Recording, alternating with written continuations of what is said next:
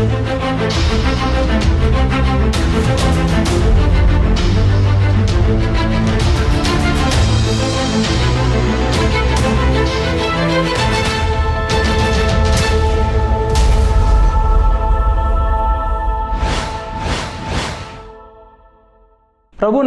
ప్రియ దేవుని బిడ్డలారా, మీకందరికీ ప్రభువైన యేసుక్రీస్తు నామమున వందనములు, శుభములు.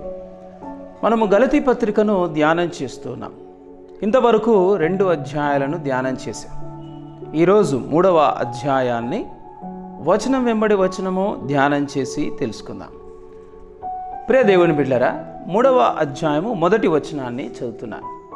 ఓ అవివేకులైన గలతీయులారా, మిమ్మును ఎవడు భ్రమపెట్టెను? సిలువ వేయబడిన వాడైనట్టుగా యేసుక్రీస్తు మీ కన్నులెదుట ప్రదర్శింపబడెను గదా. ఈ వాక్య భాగంలో అపోస్తలుడైన పౌలు తాను స్థాపించినటువంటి గలతీలో ఉన్నటువంటి దేవుని సంఘాన్ని ఉద్దేశించి మాట్లాడుచు ఆ సంఘములో ఉన్నటువంటి విశ్వాసులను ఏమని పిలుస్తూ ఉన్నాడంటే, అవివేకులైన గలతీయులారా అంటున్నాడు. ఎందుకు సంఘంలో ఉన్నటువంటి విశ్వాసులను అవివేకులు అని పిలుస్తూ ఉన్నాడు? ప్రియ దేవుని బిడ్డలారా, యేసు ప్రభువును నమ్మినటువంటి క్రైస్తవులుగా జీవిస్తున్నటువంటి దేవుని బిడ్డలకు అవివేకంగా, అజ్ఞానంగా జీవిస్తారా అంటే అవును, జీవిస్తారు. మనకు ఈ విషయాన్ని హోషేయ గ్రంథము 4వ అధ్యాయము 6వ వచనంలో కూడా చూస్తాం. నా జనులు జ్ఞానము లేని వారై నశించుచున్నారు అని దేవుడు వాపోతున్నట్లుగా, బాధపడుతున్నట్లుగా మనం చూస్తున్నాం. క్రైస్తవులు ఎందుకు నశిస్తారు?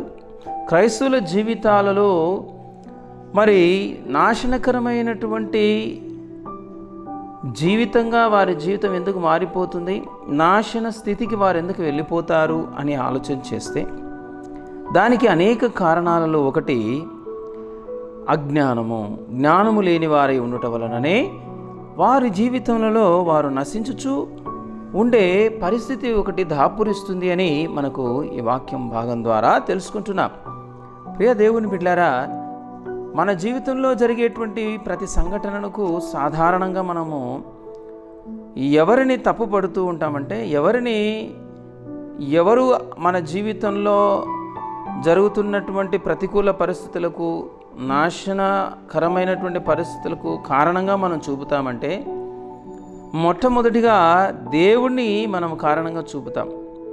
దేవుడు ఎందుకు నా జీవితంలో ఇలాంటి పరిస్థితులను అనుమతిస్తున్నాడు అంటాం. రెండవదిగా సాతానును మనము తప్పులు పడతాం. సాతానును జ్ఞాపకం చేసుకుంటాం. సాతాను ఎందుకు నా జీవితంలో ఇలా చేస్తూ ఉన్నాడు అని జ్ఞాపకం చేసుకుంటాం. కానీ దేవుడు అంటున్నాడు, నా జనులు జ్ఞానము లేని వారై నశించుచున్నారు అంటున్నాడు. ప్రియమైన దేవుని బిడ్డ, మన జీవితంలో మనం నాశన స్థితికి వెళ్ళిపోవడానికి కారణం మన అజ్ఞానము అయి ఉంటుంది అప్పుడప్పుడు, కొన్నిసార్లు. కాబట్టి ఈ అజ్ఞానంగా మనము ఒకవేళ జీవిస్తూ ఉన్నట్లయితే దేవుడు ఆ అజ్ఞానములో మనం జీవించకూడదని ఆ అజ్ఞానాన్ని తొలగించి జ్ఞానాన్ని మనకు ప్రసాదించుటకు, అవివేకాన్ని తొలగించి వివేకమును మనకు అనుగ్రహించుటకు దేవుడు అన్ని విధాల ప్రయత్నం చేస్తూ ఉంటాడు. ఆ ప్రయత్నములలో భాగమే అపోస్తలుడైన పౌలు ద్వారా దేవుడు రాయించినటువంటి ఈ గలతీలకు రాసిన పత్రికలోని 3వ అధ్యాయం. గలతీలో ఉన్నటువంటి విశ్వాసులు అవివేకులయ్యారు అని మాట్లాడుతున్నాడు. అవివేకులైనటువంటి గలతీయులారా అంటున్నాడు. వారు ఎలా అవివేకులయ్యారు అని మనం ఆలోచన చేస్తే, అపోస్తలుడైన పౌలు యేసుక్రీస్తును గురించి, అపోస్తలుడైన పౌలు యేసు ప్రభు వారు పాపుల కొరకు ఈ లోకానికి రావడం, ఆయన కల్వరి శిలువలో పాప ప్రాయశ్చిత్తము కొరకు తన్ను తాను అప్పగించుకోవటం, పాప క్షమాపణను మనకు అనుగ్రహించుటకు పాపశిక్షను ఆయన భరించడం, అనుభవించడం, ఈ విషయాలన్నింటినీ కూడా గలతీలో ఉన్నటువంటి అన్యజనులుగా ఉన్నటువంటి గలతీయులకు అపోస్తలుడైన పౌలు ప్రకటిస్తాడు. అందుకే అంటున్నాడు ఇక్కడ, యేసుక్రీస్తు మీ కన్నులెదుట ప్రదర్శింపబడెను కదా అంటూ సిలువ వేయబడిన వాడైనట్టుగా అంటున్నాడు. యేసు ప్రభు మనందరి కొరకు సిలువ ఎందుకు వేయబడ్డాడు అనే విషయాన్ని సుస్పష్టంగా గలతీలో ఉన్నటువంటి ప్రజలకు తెలియజేపరిచి, ఆ యేసు ప్రభు కల్వరి శిలువలో కార్చిన రక్తము ద్వారానే మనకు పాపముల నుండి విడిపించబడి పాపక్షమాపణ పొంది మనము నీతిమంతులుగా తీర్చబడగలము.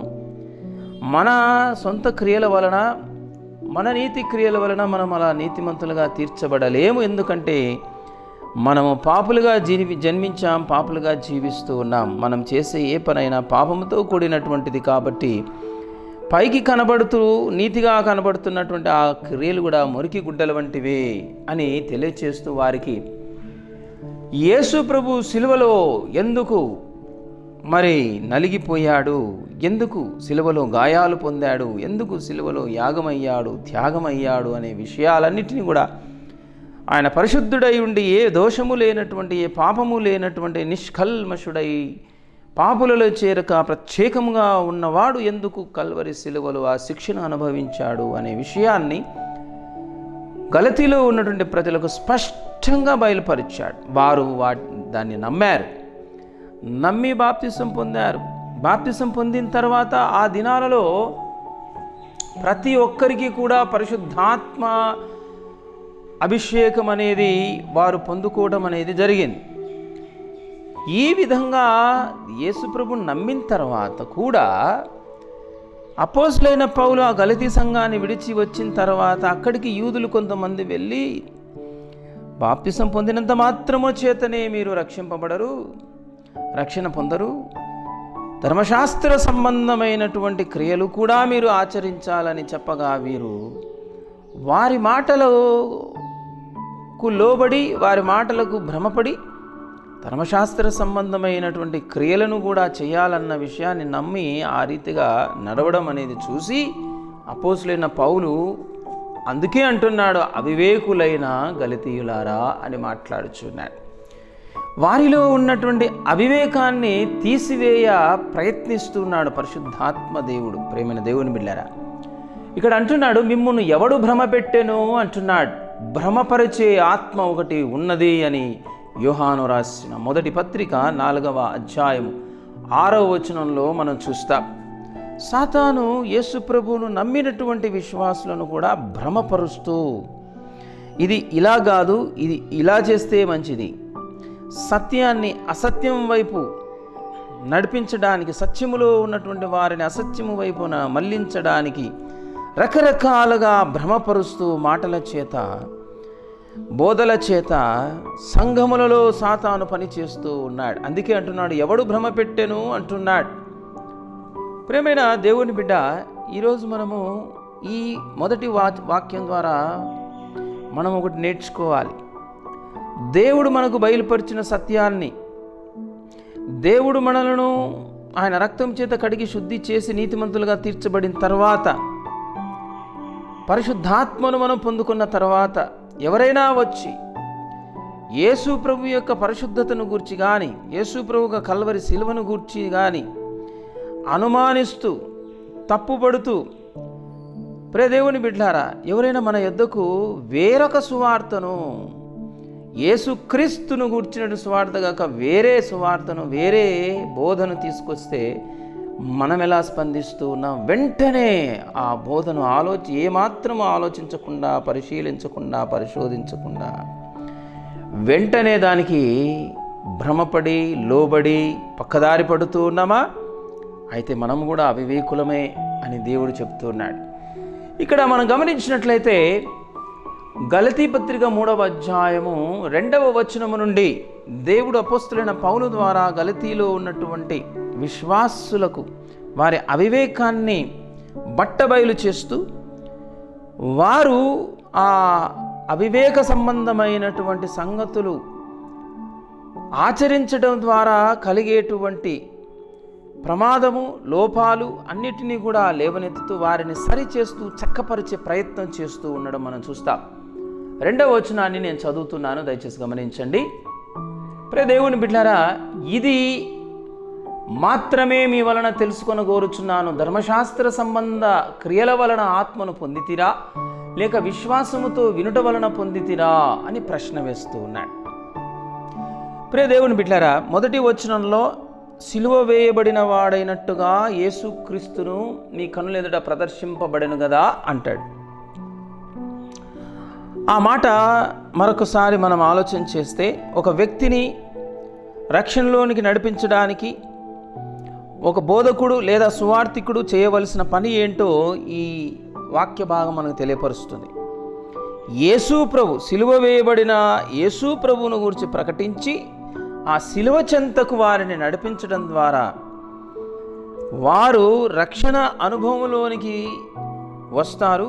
ఆ రీతిగా మనం సువార్త ప్రకటించాలి ఏ వ్యక్తికైనా సరే అని మనం ఇక్కడ ఒక పాఠం నేర్చుకుంటున్నాం. అయితే యేసుక్రీస్తును సొంత రక్షకుడిగా మనం అంగీకరించి సిలువ రక్తమునందు విశ్వాసం ఉంచి సిలువ రక్తములో మన పాపములు కడుక్కున్న పిదప మనం ఏం పొందుకోబోతున్నాం అంటే, గలతీ పత్రిక 3:2 అంటాడు, ఆత్మను పొందితిరా అనే మాటను మనం చూస్తాం. ఇది మాత్రమే మీ వలన తెలుసుకొని కోరుచున్నాను అని చెబుతూ, ఏం తెలుసుకొని కోరుచున్నాడు అపొస్తలుడైన పౌలు గలతీ విశ్వాసుల ద్వారా అంటే, ఆత్మను పొందారు కదా, మీరు పరిశుద్ధ ఆత్మను పొందారు కదా యేసునందు విశ్వాసం నుంచి బాప్తిసం పొందినప్పుడు. ఈ ఆత్మను ఎలా పొందారు మీరు? ధర్మశాస్త్ర సంబంధ క్రియల వలన పొందారా లేక విశ్వాసముతో వినుట వలన పొందారా అని మాట్లాడుతున్నాడు. ఈ 2వ వచనంలో ధర్మశాస్త్ర సంబంధమైన క్రియలు కనబడుతున్నాయి, ఆత్మను పొందుకున్నట్టు కనబడుతుంది, విశ్వాసముతో వినుట మనకు కనబడుతుంది. ప్రియ దేవుని బిడ్డలారా, ఈ 3వ అధ్యాయములో మనకు ఎక్కువగా కనబడేటువంటి విషయాలు, పదాలు ఇవి. కాబట్టి మొట్టమొదటిగా ధర్మశాస్త్ర సంబంధ క్రియలు అంటే ఏమిటో మనం తెలుసుకుందాం. రెండవదిగా ఆత్మను పొందుకొనుట అంటే ఏంటో తెలుసుకుందాం. విశ్వాసముతో వినుట అనేటేంటో తెలుసుకుందాం. అప్పుడు మనకు ప్రతి వచనము సులభంగా అర్థమవుతుంది. ధర్మశాస్త్ర సంబంధ క్రియలు అని ఇక్కడ చెప్పబడుతున్న ఈ క్రియలు ఏంటంటే, పాత నిబంధన గ్రంథంలో దేవుని యొద్దకు వచ్చేటప్పుడు ప్రతి ఒక్కరూ కూడా ఒక మేకనో లేక మరి ఎడ్లనో తీసుకొని వచ్చి అక్కడ వాటిని వధించి బలిపీఠం యొద్ద రక్తము చిందించేవారు. ఎందుకు అలా చేసేవారంటే, ఆ బలులు అర్పించడం ద్వారా పాపములకు క్షమాపణ, పాప పరిహారము కలుగుతుంది అని తీసుకొచ్చేవారు. అలాగే విశ్రాంతి దినము అనేటువంటి ఆచారం కూడా ఉన్నది. అలాగే ఇంకా మనం గమనిస్తే పండుగలు ఆచరించేవారు, సున్నతి ఆచరించేవారు.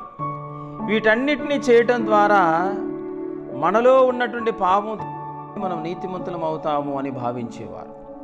అయితే ఈ ధర్మశాస్త్ర సంబంధమైనటువంటి క్రియల వలన ఏ మనుష్యుడు కూడా నీతిమంతుడుగా తీర్చబడలేడు అని మనకు దేవుని వాక్యంలో మనం చూస్తాం. ప్రియ దేవుని బిడ్డలారా, మనం గమనిస్తే హెబ్రీ పత్రికలో ఒక మాట వ్రాయబడి ఉంది.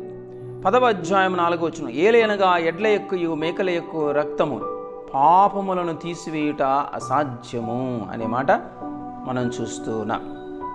కనుక ఈ ధర్మశాస్త్ర సంబంధమైన క్రియలైనటువంటి ఈ రక్త ప్రోక్షణ, జంతు రక్త ప్రోక్షణ, అలాగే ఆచారాలు, సున్నతి, వీటి ద్వారా ఒక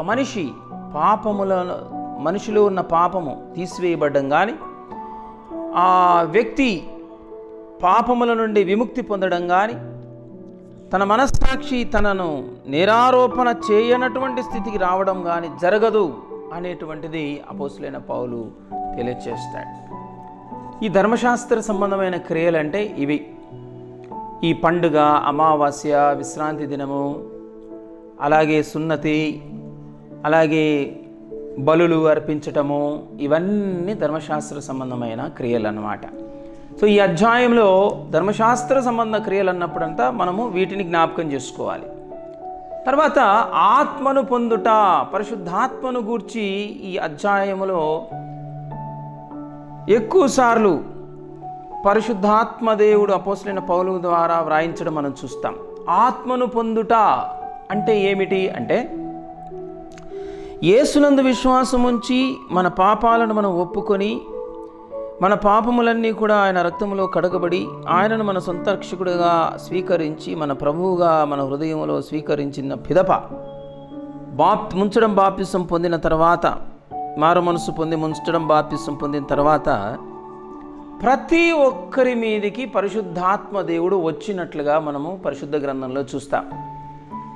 మొట్టమొదటిగా అపోస్తల కార్యములు 2వ అధ్యాయం 1వ వచనంలో పెంతెకోస్తు పండుగ దినమున మేడగది మీద కూడి వేచి ఉన్నటువంటి ప్రార్థనలో కనిపెడుతూ ఉన్నటువంటి ఆది అపోస్తలుల మీదకి పరిశుద్ధాత్మ దేవుడు రావడం, వారు వాక్శక్తి పొందుకొని అన్య భాషలు మాట్లాడడం, ఇవన్నీ మనం చూస్తాం.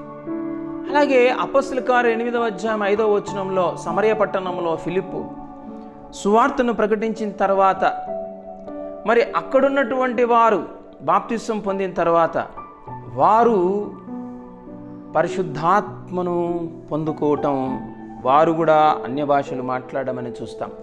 కొర్నేలి ఇంటిలో సువార్త ప్రకటించిన తర్వాత కూడా పేతురు, వారు కూడా పరిశుద్ధాత్మ అభిషేకం పొందుకొని అన్య భాషలు మాట్లాడడం అనేది మనం చూస్తాం. ప్రియమైన దేవుని బిడ్డలారా, అలాగే ఎఫెసు సంఘములో ఉన్నటువంటి వారు కూడా అపోస్తల కార్యముల 19వ అధ్యాయం 1 నుంచి 6 వచనాలు చదివితే బాప్తిసం పొందిన తర్వాత పరిశుద్ధాత్మను పొందుకోవటము, వారు కృపావరాలు పొందుకోవటం అనేది మనం చూస్తాం. ఆది అపోస్తల సంఘంలో ఎవరైనా సరే పరిశుద్ధాత్మను పొందుకోకుండా ఉండేటువంటి వారు కాదు. రక్షణ పొందారంటే వారు వెంటనే పరిశుద్ధాత్మను పొందేటువంటి వారు అన్నమాట. ఆ విషయాన్ని ఇక్కడ అపోస్తలుడైన పౌలు 3వ అధ్యాయం 2వ వచనం నుండి మాట్లాడతాడు. ఆత్మను పొందితిరా అనేటువంటి మాట వాడుతున్నాడు. ఆ ఆత్మను పొందటం అంటే పెంతెకోస్తు పండుగ దినము నాడు అపోస్తలులు పొందినది.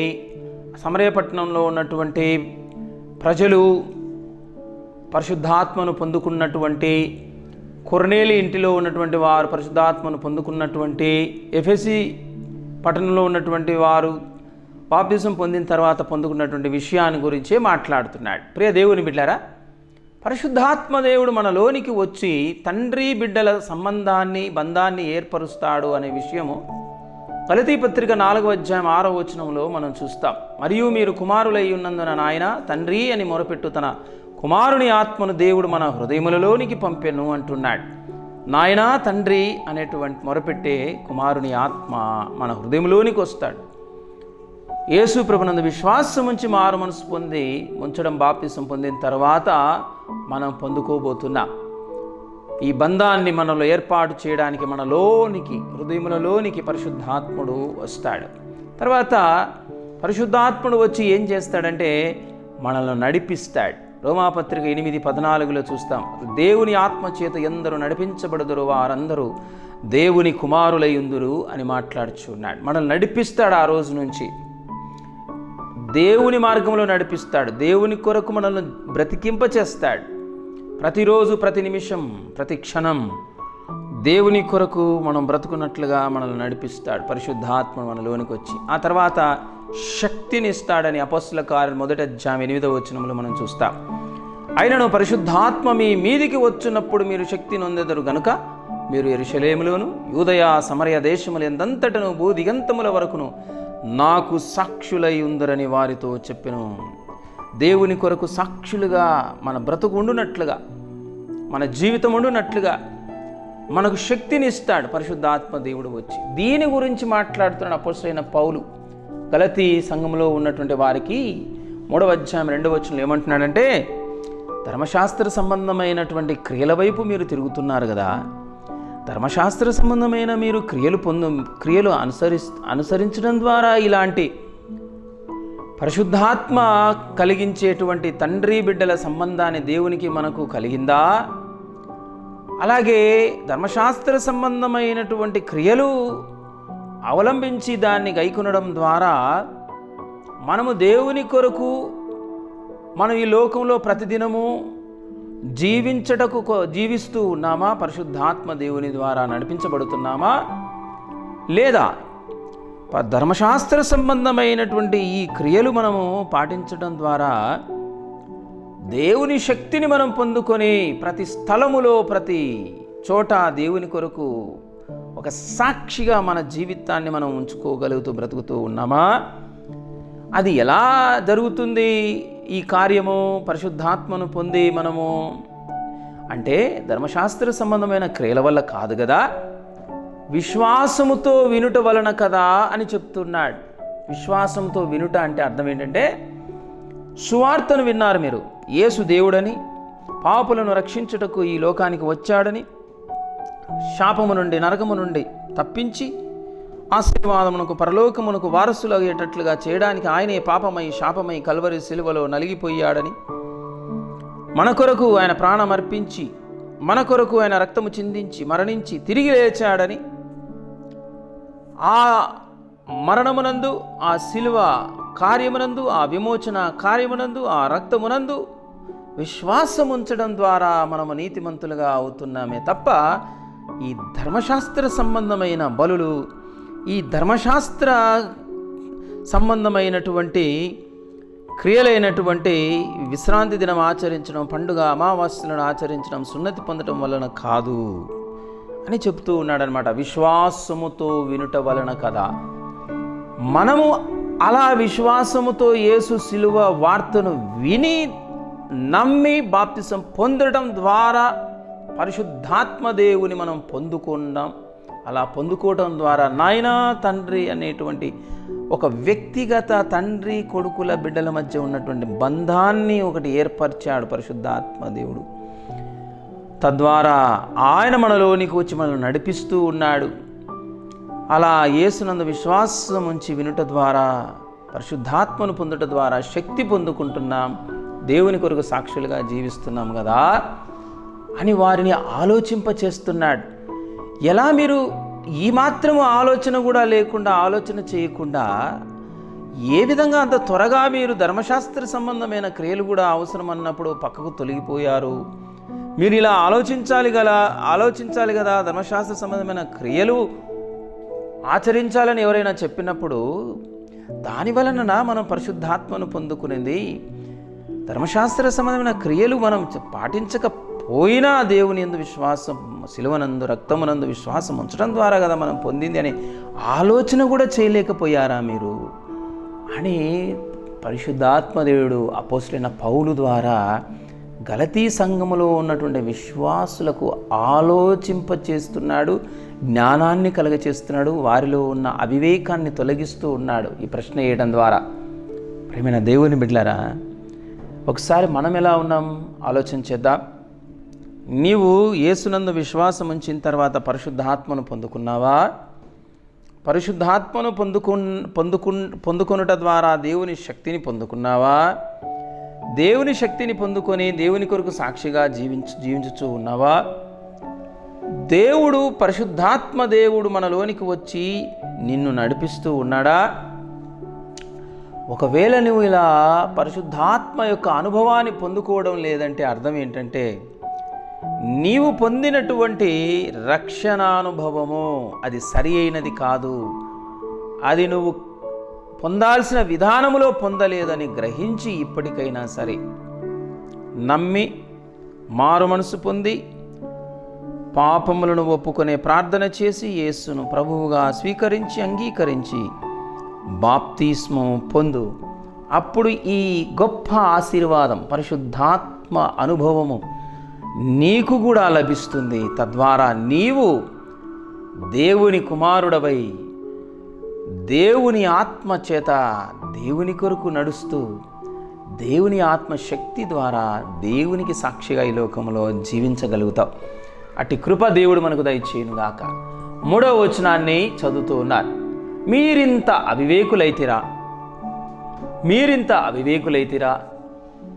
మొదట ఆత్మానుసారముగా ఆరంభించి ఇప్పుడు శరీరానుసారముగా పరిపూర్ణులగుదురా అని క్వశ్చన్ చేస్తూ ఉన్నాడు, ప్రశ్నిస్తూ ఉన్నాడు గలతీలో ఉన్నటువంటి విశ్వాసులను, సంఘాన్ని. ఏమంటున్నాడు? ఇంత అవివేకులైతిరా అంటున్నాడు. ఎంత అవివేకులయ్యారు వీరు అంటే, వారి యొక్క క్రైస్తవ జీవితాన్ని ఆత్మానుసారముగా ఆరంభించారు. అంటే పరిశుద్ధాత్మను పొందుకోవటం ద్వారా, పరిశుద్ధాత్మ దేవుడు కలిగించే ఆ బంధము ద్వారా, పరిశుద్ధాత్మ దేవుడు నడిపించే ఆ నడిపింపు ద్వారా, పరిశుద్ధాత్మ దేవుడు కలిగించే ఆ శక్తి ద్వారా ఈ లోకములో మనము దేవుని కొరకు ఆత్మానుసారంగా జీవించే జీవితాన్ని ప్రారంభించాం కదా. బాహ్య సంబంధమైనటువంటి సున్నతి పొందటం ద్వారా కాదు కదా ఆరంభించింది. బాహ్య సంబంధమైనటువంటి ఈ ధర్మశాస్త్ర సంబంధమైనటువంటి ఆచారాల ద్వారా కాదు కదా, బాహ్య సంబంధమైనటువంటి ఈ బలులు వాటి ద్వారా కాదు కదా అని చెప్తూ ఉన్నాడు అనమాట. మన యాత్ర, దేవుని కొరకు జీవించేటువంటి ఈ యాత్ర మనము ప్రారంభించింది ఆత్మానుసారంగా ప్రారంభించాం కదా, మరి ఇప్పుడు శరీరంగా పరిపూర్ణులగుదురా అంటున్నాడు.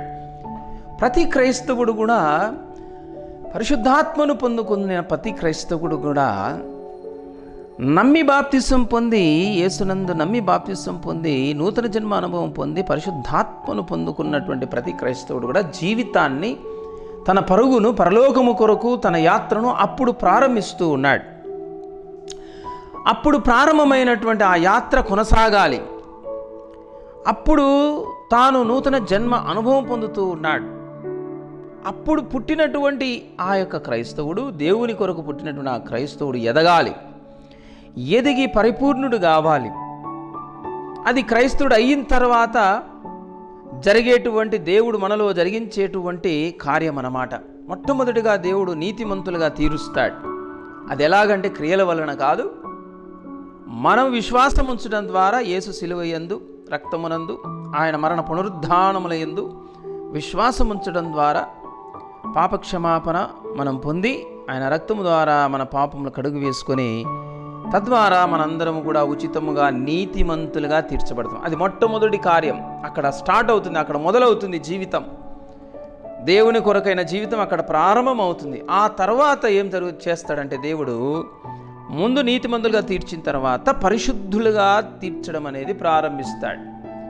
మొట్టమొదట జస్టిఫికేషన్ అంటే నీతిమంతులుగా తీర్చబడుట ఉచితంగా. రెండవది శాంక్టిఫికేషన్ అంటే ఈ శాంక్టిఫికేషన్ ప్రాసెస్లో, ఈ పరిశుద్ధులుగా తీర్చేటువంటి ఈ యొక్క పద్ధతిలో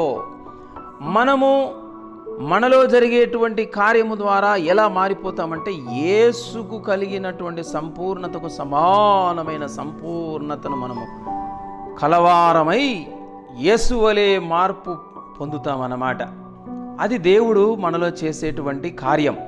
బాప్తిసం పొందిన నాట నుండి ఆయన చేసేటువంటి కార్యం అది. అదే పరిపూర్ణులగుట అంటే, పర్ఫెక్షన్లోనికి వెళ్ళిపోవటం అంటే, సంపూర్ణులగుట అంటే. ఆ విషయాన్ని ఎఫెసీ పత్రిక 4:12 చెప్తాడు. క్రీస్తునకు కలిగిన సంపూర్ణతకు సమానమైన సంపూర్ణత కలవారమగు వరకు ఆయన ఈలాగు నియమించెను అంటున్నాడు. బాప్తిసం పొందిన ప్రతి ఒక్కడు కూడా సంపూర్ణుడు కాదు. బాప్తిసం పొందినప్పుడు మొదలవుతుంది సంపూర్ణుడు అయ్యేటువంటి కార్యం. అప్పుడు ప్రారంభమవుతుంది. కలవారము అగువరకు అంటున్నాడు. అంటే అప్పటికి ఇంకా అవ్వలేదు. ఆ కార్యము అప్పుడు ప్రారంభమవుతుంది, సంపూర్ణులు అవ్వడం. ఆ సంపూర్ణత ఏంటంటే క్రీస్తుకు కలిగిన సంపూర్ణత. అంటే యేసు ప్రభువారు ఏ విధంగా ఈ లోకములో జీవించారో ఆ విధంగా జీవించడం అన్నమాట. యేసు ప్రభువు కలిగినటువంటి వ్యక్తిత్వమును మనము పొందుకోవటం అన్నమాట. ప్రేమైన దేవుని బిడ్డలారా, యేసు వలె మారిపోవటం అన్నమాట. అది సంపూర్ణత పొందటం అంటే, పరిపూర్ణం అవటం అంటే దాని అర్థం అది అన్నమాట. ప్రియ దేవుని బిడ్డలారా, ఇక్కడ అంటున్నాడు అపోస్తలుడైన పౌలు గలతీ 3:3లో, మొదట ఆత్మానుసారంగా ఆరంభించారు. ఆత్మానుసారంగా ఆరంభించడం అంటే మనం తెలుసుకున్నాం కదా, యేసునందు విశ్వాసం ఉంచి, సిలువయందు విశ్వాసం ఉంచి పరిశుద్ధాత్మను పొందుకోవటం. ఆ పరిశుద్ధాత్ముడు ఇచ్చేటువంటి ఆ నడిపింపు, ఆ శక్తి ద్వారా దేవుని కొరకు మనము యాత్రను ప్రారంభించడం. అది ఆత్మానుసారంగా ఆరంభించడం అంటే. బాహ్య సంబంధమైన సున్నతి కాకుండా అంతరంగములో నూతన జన్మ అనుభవం పొందటం ద్వారా ఆత్మ సంబంధమైనటువంటి సున్నతి, హృదయ సంబంధమైనటువంటి సున్నతి పొంది ఆత్మానుసారమైన జీవితాన్ని ప్రారంభిస్తామన్నమాట. అలా ప్రారంభించారు ఈ గలతీలో ఉన్నటువంటి సంఘస్థులు. గలతీ 3:3లో చెప్తున్నాడు, ఆత్మానుసారంగా ప్రారంభించారు. ప్రారంభమేమో, ఇప్పుడు మళ్ళీ శరీరానుసారముగా ప్రవర్తించడం మొదలు పెడుతున్నారు. అందుకే అంటున్నాడు, ఆత్మానుసారంగా ప్రారంభించినటువంటి యాత్ర ఆత్మానుసారంగానే సాగిపోవాలి కదా. శరీరానుసారంగా మళ్ళీ సాగిపోవడం ఏంటి? శరీరానుసారంగా పరిపూర్ణ అవడం ఏంటి? ఆత్మానుసారంగానే మనం ఆ యాత్రను ప్రారంభించినప్పుడు ఆత్మానుసారంగానే పరిపూర్ణతలోనికి వెళ్ళిపోవాలి. శరీర సంబంధమైనటువంటి సున్నతి వలన మనము నీతిమంతులుగా తీర్చబడలేదు, పరలోకానికి వారసులం అవ్వలేదు. శరీర సంబంధమైనటువంటి సున్నతి, శరీర సంబంధమైనటువంటి ఈ బల్యర్పణలు ఇవన్నీ కూడా మన పాపాలను శుద్ధి చేయలేవు.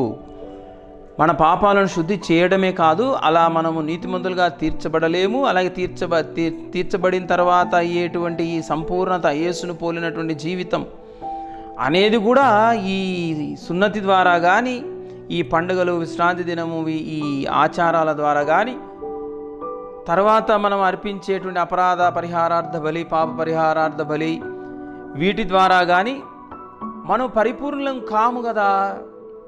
నీతిమంతులుగా తీర్చబడలేము, ఆత్మానుసారంగా జీవితాన్ని ప్రారంభించను లేము, అలాగే కొనసాగించను కూడా లేము.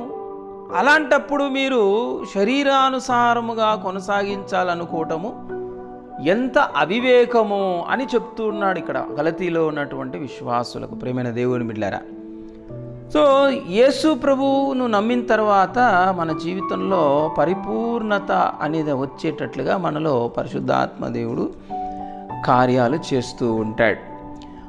ఆ తర్వాత మనం యేసును పోలినటువంటి సంపూర్ణత పొందుకున్న తర్వాత దేవుడు మనకి ఇచ్చేటువంటి మరి గొప్ప ఆశీర్వాదం ఏంటంటే మహిమపరచబడుట.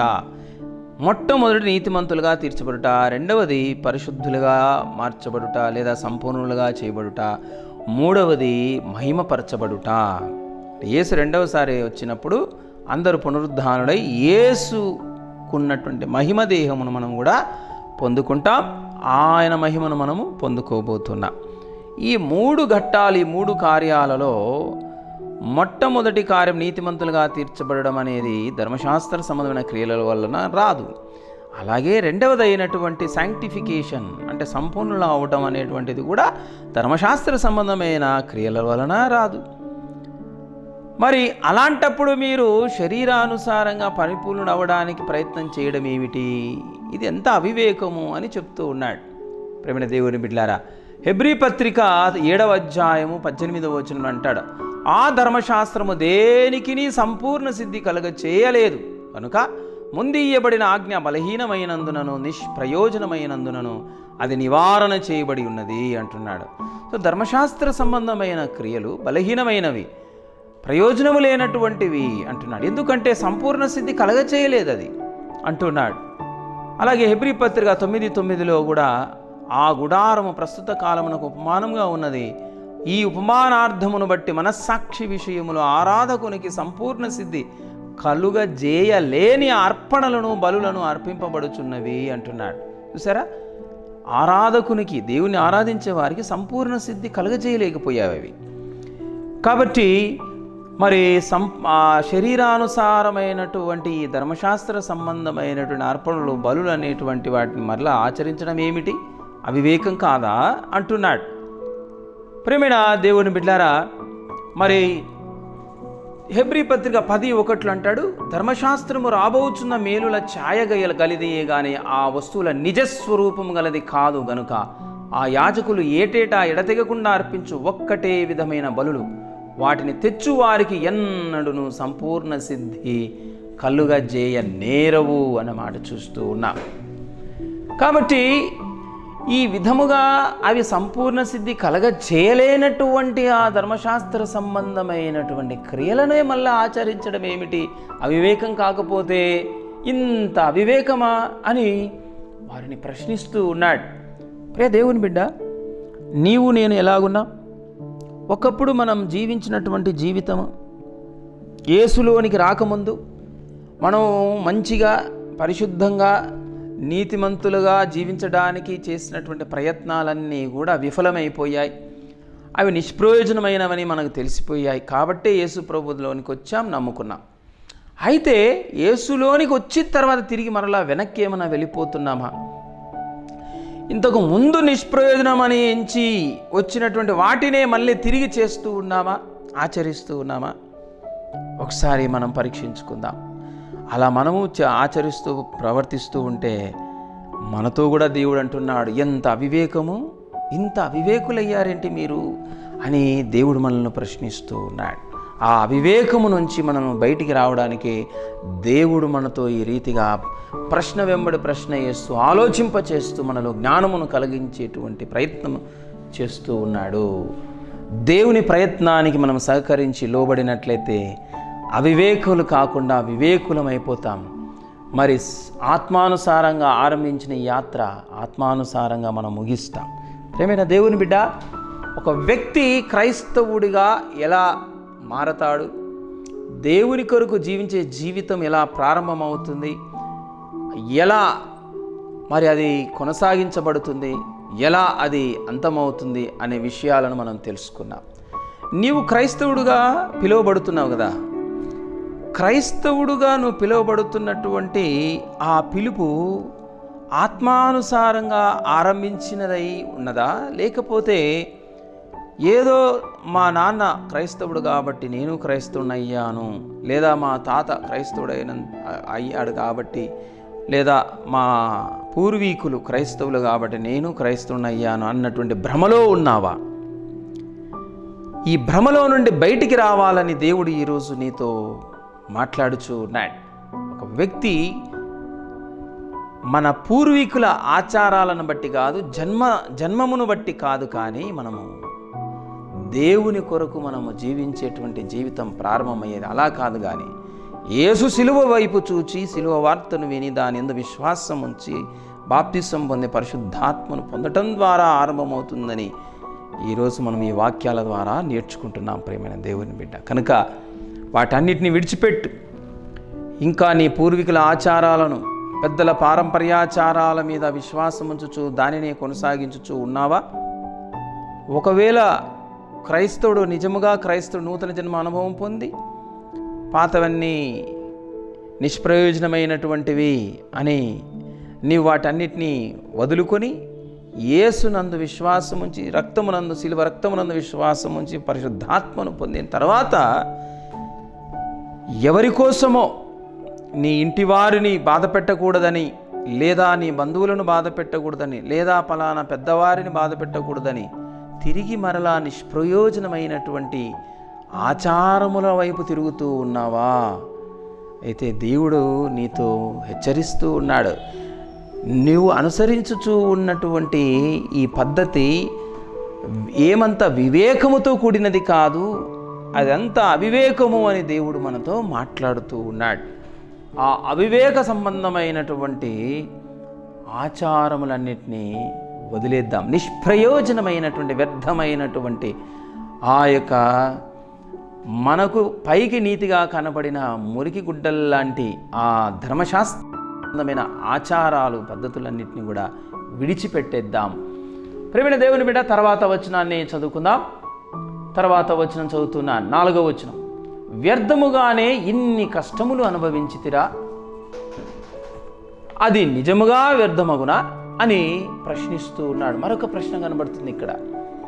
యేసు ప్రభునందు గలతీలో ఉన్నటువంటి విశ్వాసులు విశ్వాసం ఉంచడం ద్వారా కష్టములను అనుభవించారంట. యేసు ప్రభువును నమ్మడం ద్వారా కష్టములు వస్తాయా అంటే అవును, వస్తాయి. ఎందుకంటే యేసు ప్రభు వెలుగై ఉన్నాడు, ఈ లోకము చీకటి అయి ఉన్నది. చీకటిలో నుంచి మనము వెలుగులోనికి వచ్చిన తర్వాత చీకటికి వెలుగు పొత్తు కుదరదు కదా. ఈ లోకంలో ఉన్నటువంటి ప్రజలు చీకటి ప్రజలు కాబట్టి, నువ్వు వెలుగు సంబంధివి కాబట్టి నీకు వారికి పొత్తు కుదరదు. ఏ విషయంలోనూ పొత్తు కుదరదు, ఏ విషయంలోనూ సమ్మతి కుదరదు. సమ్మతి కుదరనప్పుడు విభేదములే వస్తాయి కదా. విభేదములు వచ్చినప్పుడు నీతో విభేదించేవారు నిన్ను కష్టపెట్టాలనే ప్రయత్నిస్తారు, నిన్ను హింసించాలనే ప్రయత్నిస్తారు. కాబట్టి హింసలు వస్తాయి, కష్టములు వస్తాయి. అలాంటి అనుభవాలు గుండానే గలతీలో ఉన్నటువంటి వారు కూడా వెళ్ళారు. వారికి అర్థమైపోయింది, యేసును నేను నమ్మటం ద్వారా కదా నాకు ఇన్ని కష్టాలు వచ్చాయి, కాబట్టి ఈ వచ్చాయంటే నేను నమ్మినటువంటి విశ్వాసము సత్యము, నేను నమ్మినటువంటి యేసు సత్యము అనేటువంటిది వారికి తెలిసిపోయింది, గ్రహించారు, ఎరిగారు. అందుకే అంటున్నాడు, ఈ కష్టాలన్నీ కూడా మీరు పొందారు కదా, ఇవన్నీ వ్యర్థమా? ఈ ఊరికనే పొందారా మీరు? సత్యమైనటువంటి యేసును నమ్మారు కాబట్టి అసత్యము ద్వారా వెలుగైనటువంటి యేసును నమ్మారు కాబట్టి చీకటి అయినటువంటి లోకము ద్వారా పొందారు కదా. ఆలోచించండి, గ్రహించండి, అవివేకులైపోవద్దు అని వారికి జ్ఞాపకం చేస్తూ ఉన్నాడు. ప్రేమైన దేవుని బిడ్డ, నీవు కష్టములు అనుభవిస్తూ ఉన్నావా? దేవుణ్ణి నమ్మటం ద్వారా, వాక్యానుసారంగా జీవించటం ద్వారా కష్టములు తప్పకుండా వస్తాయి. కష్టములు తప్పకుండా అనుభవించాల్సి వస్తుంది. ఒకవేళ నీవు కష్టములు అనుభవించలేకపోతున్నావంటే నీవు నిజముగా యేసును సొంత రక్షకుడిగా అంగీకరించినట్లే. నీవు నిజముగా వాక్యానుసారంగా జీవించకుండా ఉంటున్నావు కాబట్టేనేమో ఒకసారి పరిశీలించుకుందాం. ప్రియ దేవుని బిడ్డ, నా 5వ వచనాన్ని చదువుకుందాం. ఆత్మను మీకు అనుగ్రహించి మీలో అద్భుతములు చేయించువాడు ధర్మశాస్త్ర సంబంధ క్రియల వలన లేక విశ్వాసముతో వినుట వలన చేయించుచున్నాడు అని ప్రశ్నిస్తున్నాడు. మరొక ప్రశ్న వస్తుంది. వారి అవివేకాన్ని తొలగించడానికి, తీసివేయడానికి పరిశుద్ధాత్మ దేవుడు తన బోధకుని ద్వారా ప్రశ్న వెంబడి ప్రశ్నను సంధిస్తూ ఉన్నాడు.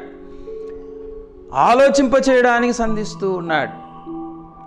ఇప్పుడు దేవుని బిడ్డ ఏమని సంధిస్తున్నాడంటే, ఏమని ప్రశ్నిస్తున్నాడంటే, దేవుడు పరిశుద్ధాత్మ దేవుని అభిషేకం పొందటం ద్వారా కృపావరాలు పొందుకుంటాం. కృపావరాలలో ఒక వరము అద్భుతములు చేయు శక్తి. ఈ అద్భుతములన్నీ మీరు చూస్తున్నారు కదా, పరిశుద్ధాత్మ అభిషేకం ద్వారా అద్భుతాలు జరగడం మీరు చూస్తున్నారు కదా. ఈ అద్భుతాలు మీరు ధర్మశాస్త్ర సంబంధమైన క్రియలు చేస్తున్నటువంటి వారిలో ఏమైనా గమనిస్తున్నారా? వారిలో జరగడం లేదు కదా ఇవన్నీ, వారి ద్వారా జరగడం లేదు కదా ఇవన్నీ. కేవలము యేసు శిలువనందు విశ్వాసం ఉంచి, యేసు రక్తమునందు విశ్వాసం ఉంచిన వారి ద్వారా మాత్రమే జరుగుతున్నాయి కదా. కాబట్టి ఏది నిజము, ఏది అబద్ధము, ఏది సత్యము, ఏది అసత్యము, ఏది ప్రయోజనకరము, ఏది నిష్ప్రయోజనం అనేది ఇక్కడే అర్థమైపోతుంది కదా మీకు. ఎందుకంత అవివేకము అని ప్రశ్నిస్తూ ఉన్నాడు. ప్రియమైన దేవుని బిడ్డలారా, తర్వాత 6వ వచనాన్ని చదువుతున్నాను. అబ్రహాము దేవుని నమ్మెను, అది అతనికి నీతిగా ఎంచబడెను. ఈ 6వ వచనం నుండి అబ్రహామును గురించి మాట్లాడడం మొదలు పెడతాడు అపోస్తలుడైన పౌలు. ఎందుకు అబ్రహామును గురించి మాట్లాడుతున్నాడంటే, యూదులు లేదా ఇశ్రాయేలీయులు ఏం నమ్మేవారంటే, మేము అబ్రహాము సంతానము అని వారు నమ్మేవారు. కాబట్టి ఈ ధర్మశాస్త్ర సంబంధమైనటువంటి ఈ క్రియలన్నీ కూడా, ఈ ధర్మశాస్త్రం అనేది కలిగినటువంటి గొప్పవారము మేము, ఈ ధర్మశాస్త్రమైన క్రియల వలన మేము ప్రత్యేక జనాంగంగా ఉన్నాము, లోకములో ఉన్నటువంటి వారికంటే ప్రత్యేకించబడినటువంటి వారము, పరిశుద్ధ జనము మేము అని భావిస్తూ ఉన్నారన్నమాట. అందుకే అబ్రహాము గురించి మాట్లాడుతున్నాడు. మూల పురుషుడు అబ్రహాము కదా, ఆ అబ్రహాము నుంచే వస్తున్నాడు అనమాట. అక్కడి నుంచే కదా ఇశ్రాయేలులు వచ్చింది, అబ్రహాము నుండే కదా. కాబట్టి ధర్మశాస్త్రము వచ్చినప్పటి నుంచి కాదు, మూల పురుషుడైన అబ్రహాము నుంచే వారికి పాఠాలు నేర్పడం మొదలు పెడుతున్నాడు అపోస్తలుడైన పౌలు ద్వారా. దేవుడు ఏమంటున్నాడు ఇక్కడ, మీరు అబ్రహాము కుమారులు, అబ్రహాము సంతానం అంటారు కదా. అబ్రహామును దేవుడు నీతిగా ఎలా ఎంచాడు? అబ్రహాము దేవుని నమ్మాడు, కేవలము నమ్మినందువలన నీతిగా ఎంచబడ్డాడు, క్రియల వలన నీతిగా ఎంచబడలేదు కదా అని మాట్లాడుతూ ఏమంటాడంటే, కాబట్టి విశ్వాస సంబంధులు 7వ వచనంలో, కాబట్టి విశ్వాస సంబంధులే అబ్రహాము కుమారులని మీరు తెలుసుకునుడి. ధర్మశాస్త్ర సంబంధమైన క్రియలు చేస్తున్నాం కాబట్టి మేము అబ్రహాము సంతానము, మేము నీతిమంతులము అని మీరు అనుకుంటున్నారు. కానీ అబ్రహాము క్రియల ద్వారా కాదు నీతిమంతుడుగా ఎంచబడింది. అబ్రహాముకు దేవుడు ఆదికాండం 15వ అధ్యాయం 5, 6 వచనాల్లో వాగ్దానం చేస్తాడు. ఆకాశం వైపు తేరి చూచి నక్షత్రాలను లెక్కబెట్టు నీ చేతనైతే నీ సంతానం అలా అవుతుందని చెప్పినప్పుడు అబ్రహాము యెహోవాను నమ్మెను, అది అతనికి నీతిగా ఎంచెను ఆయన అని మనం చూస్తాం. కాబట్టి ఆయన చెప్పిన మాట వాగ్దానమునందు నమ్మకం ఉంచాడు, ఆ నమ్మకాన్ని నీతిగా దేవుడు ఎంచాడు. కాబట్టి విశ్వాస సంబంధులే అబ్రహాము కుమారులు అవుతారు కదా. ఎందుకంటే అబ్రహాము కేవలం విశ్వాసం ద్వారానే నీతిగా ఎంచబడ్డాడు కదా. కాబట్టి మనము యేసునందు విశ్వాసం ఉంచడం ద్వారానే నీతిమంతులం అవుతున్నాం. కాబట్టి ఆయన విశ్వాసము ద్వారా నీతిగా ఎంచబడుతున్నాడు, మనము విశ్వాసం ద్వారా నీతిమంతులుగా తీర్చబడుతున్నాం. కాబట్టి ఆయన విశ్వాస సంబంధే, మనము విశ్వాస సంబంధులమే. కాబట్టి విశ్వాస సంబంధులే అసలు అబ్రహాము సంతానం కుమారులు అని చెప్తూ ఉన్నాడు అన్నమాట. ప్రేమైన దేవుని బిడ్డారా, అక్కడ ఉన్నటువంటి యూదులకు, యూదా ఆచారాలను నమ్ముతున్నటువంటి వారికి ఈ విషయాలను చెప్తున్నాడు. 8వ వచనం, దేవుడు విశ్వాస మూలముగా అన్యజనులను నీతిమంతులుగా తీర్చుననే లేఖనము ముందుగా చూచి నీ యందు అన్యజనులందరూ ఆశీర్వదించబడుదురు అని అబ్రహామునకు సువార్తను ముందుగా ప్రకటించెను అంటున్నాడు. ప్రియమైన దేవుని బిడ్డలారా, నీ యందు అన్యజనులందరూ ఆశీర్వదింపబడుదురు అనేటువంటి మాట మనకు ఆదికాండంలో 12వ అధ్యాయము 3వ వచనము, అలాగే ఆదికాండం 22వ అధ్యాయము 18వ వచనంలో ఈ దేవుడు మాట్లాడడం చూస్తాం. ఆ వచనాలు నేను చదువుతున్నాను, దయచేసి గమనించండి. నిన్ను ఆశీర్వదించు వారిని ఆశీర్వదించెదను. ఆదికాండం 12:3. నిన్ను దూషించు వారిని శపించెదను, భూమి యొక్క సమస్త వంశములు నీ యందు ఆశీర్వదించబడునని అబ్రహాముతో అనగా. ఈ ఆదికాండం 12:3లో భూమి యొక్క సమస్త వంశములు నీ యందు ఆశీర్వదించబడును అని అబ్రహాముతో అంటాడు. భూమి మీద ఎన్నెన్ని వంశాలు ఉన్నాయో, ఎంతమంది ప్రజలు ఉన్నారో వారందరూ కూడా నీ యందు ఆశీర్వదించబడతారు అన్నాడు కదా. అయితే ఆదికాండం 22:18లో ఏమంటాడంటే, నీవు నా మాట వినినందున భూలోకములోని జనములన్నీ నీ సంతానము వలన ఆశీర్వదించబడును, నా తోడని ప్రమాణము చేస్తున్నానని యెహోవా సెలవిచ్చెను అనే మాట చూస్తాం. సో భూమి మీద ఉన్న సమస్త వంశములు లేదా భూలోకములోని సమస్త జనములన్నీ కూడా అబ్రహాము యొక్క సంతానం వలన ఆశీర్వదించబడుతుంది అని చెప్పడంలో ఉద్దేశం ఏంటి? అందులో దాచబడి ఉన్నటువంటి మర్మం ఏంటంటే, ఈ సంతానం ఎవరో కాదు, నీ సంతానము వలన ఎంతమంది ఆశీర్వదించబడతారు? భూలోకంలో ఉన్న జనములందరూ ఆశీర్వదించబడతారు అన్నాడు. అన్యజనులు కూడా ఆశీర్వదించబడతారు అని చెప్తున్నాడు. అంటే అన్యజనులకు కూడా ఈ నీతిమత్వం అనేది వస్తుంది అని అప్పుడే చెప్పాడు దేవుడు అబ్రహాముకు అని చెప్తున్నాడు ఇక్కడ. అందుకే అంటాడు, అబ్రహామునకు సువార్తను ముందుగా ప్రకటించెను అనేటువంటి మాట మనం చూస్తాం. ఏమైనా దేవుని బిడ్డలారా, అబ్రహాముకు దేవుడు బయలుపరిచాడు ఆయన నరావతారిగా, యేసు ప్రభు నరావతారిగా ఈ లోకానికి వస్తాడని, ఈ లోకానికి వచ్చి సకల మానవుల యొక్క పాపాన్ని పరిహరించడానికి ఆయన బలి అవుతాడని, ఆ బలే నిజమైన బలని, ఆ అర్పణే నిజమైన అర్పణని, ఆ రక్తము ద్వారానే పాపాలు కడగబడి ఆ యొక్క బలి ద్వారానే పాపములకు ప్రాయశ్చిత్తము క్షమాపణ కలుగుతుందని అప్పుడే అబ్రహాముకు దేవుడు సువార్తను ప్రకటించాడు. అందుకే యోహాను సువార్త 8:56లో యేసు ప్రభువాలే తన నోరారా ఏం చెప్తాడంటే, ఈ లోకంలో నరావతారిగా ఉన్నప్పుడు అక్కడ ఉన్నటువంటి యూదులతో అంటాడు, మీ తండ్రి అయిన అబ్రహాము నా దినము చూతునని మిగులు ఆనందించెను అంటాడు. అంటే అబ్రహాముకు యేసు ప్రభు గురించి ముందే తెలుసు అన్నమాట. యేసు ప్రభును చూడాలని ఎంతో ఆనందించాడంట. యేసు ప్రభువు పుట్టడము, నరావతారిగా రావడం అనేటువంటి ఆ దినాన్ని చూడాలని ఆనందించెను, అది చూచి సంతోషించెను అంటున్నాడు. అది చూపించేశాను నేను ఆయనకు అని చెప్పేస్తున్నాడు. ప్రేమని దేవుని బిడ్డలారా, అంటే ఎప్పుడో తన వంశావళిలో పుట్టబోయేటువంటి యేసుక్రీస్తు ద్వారా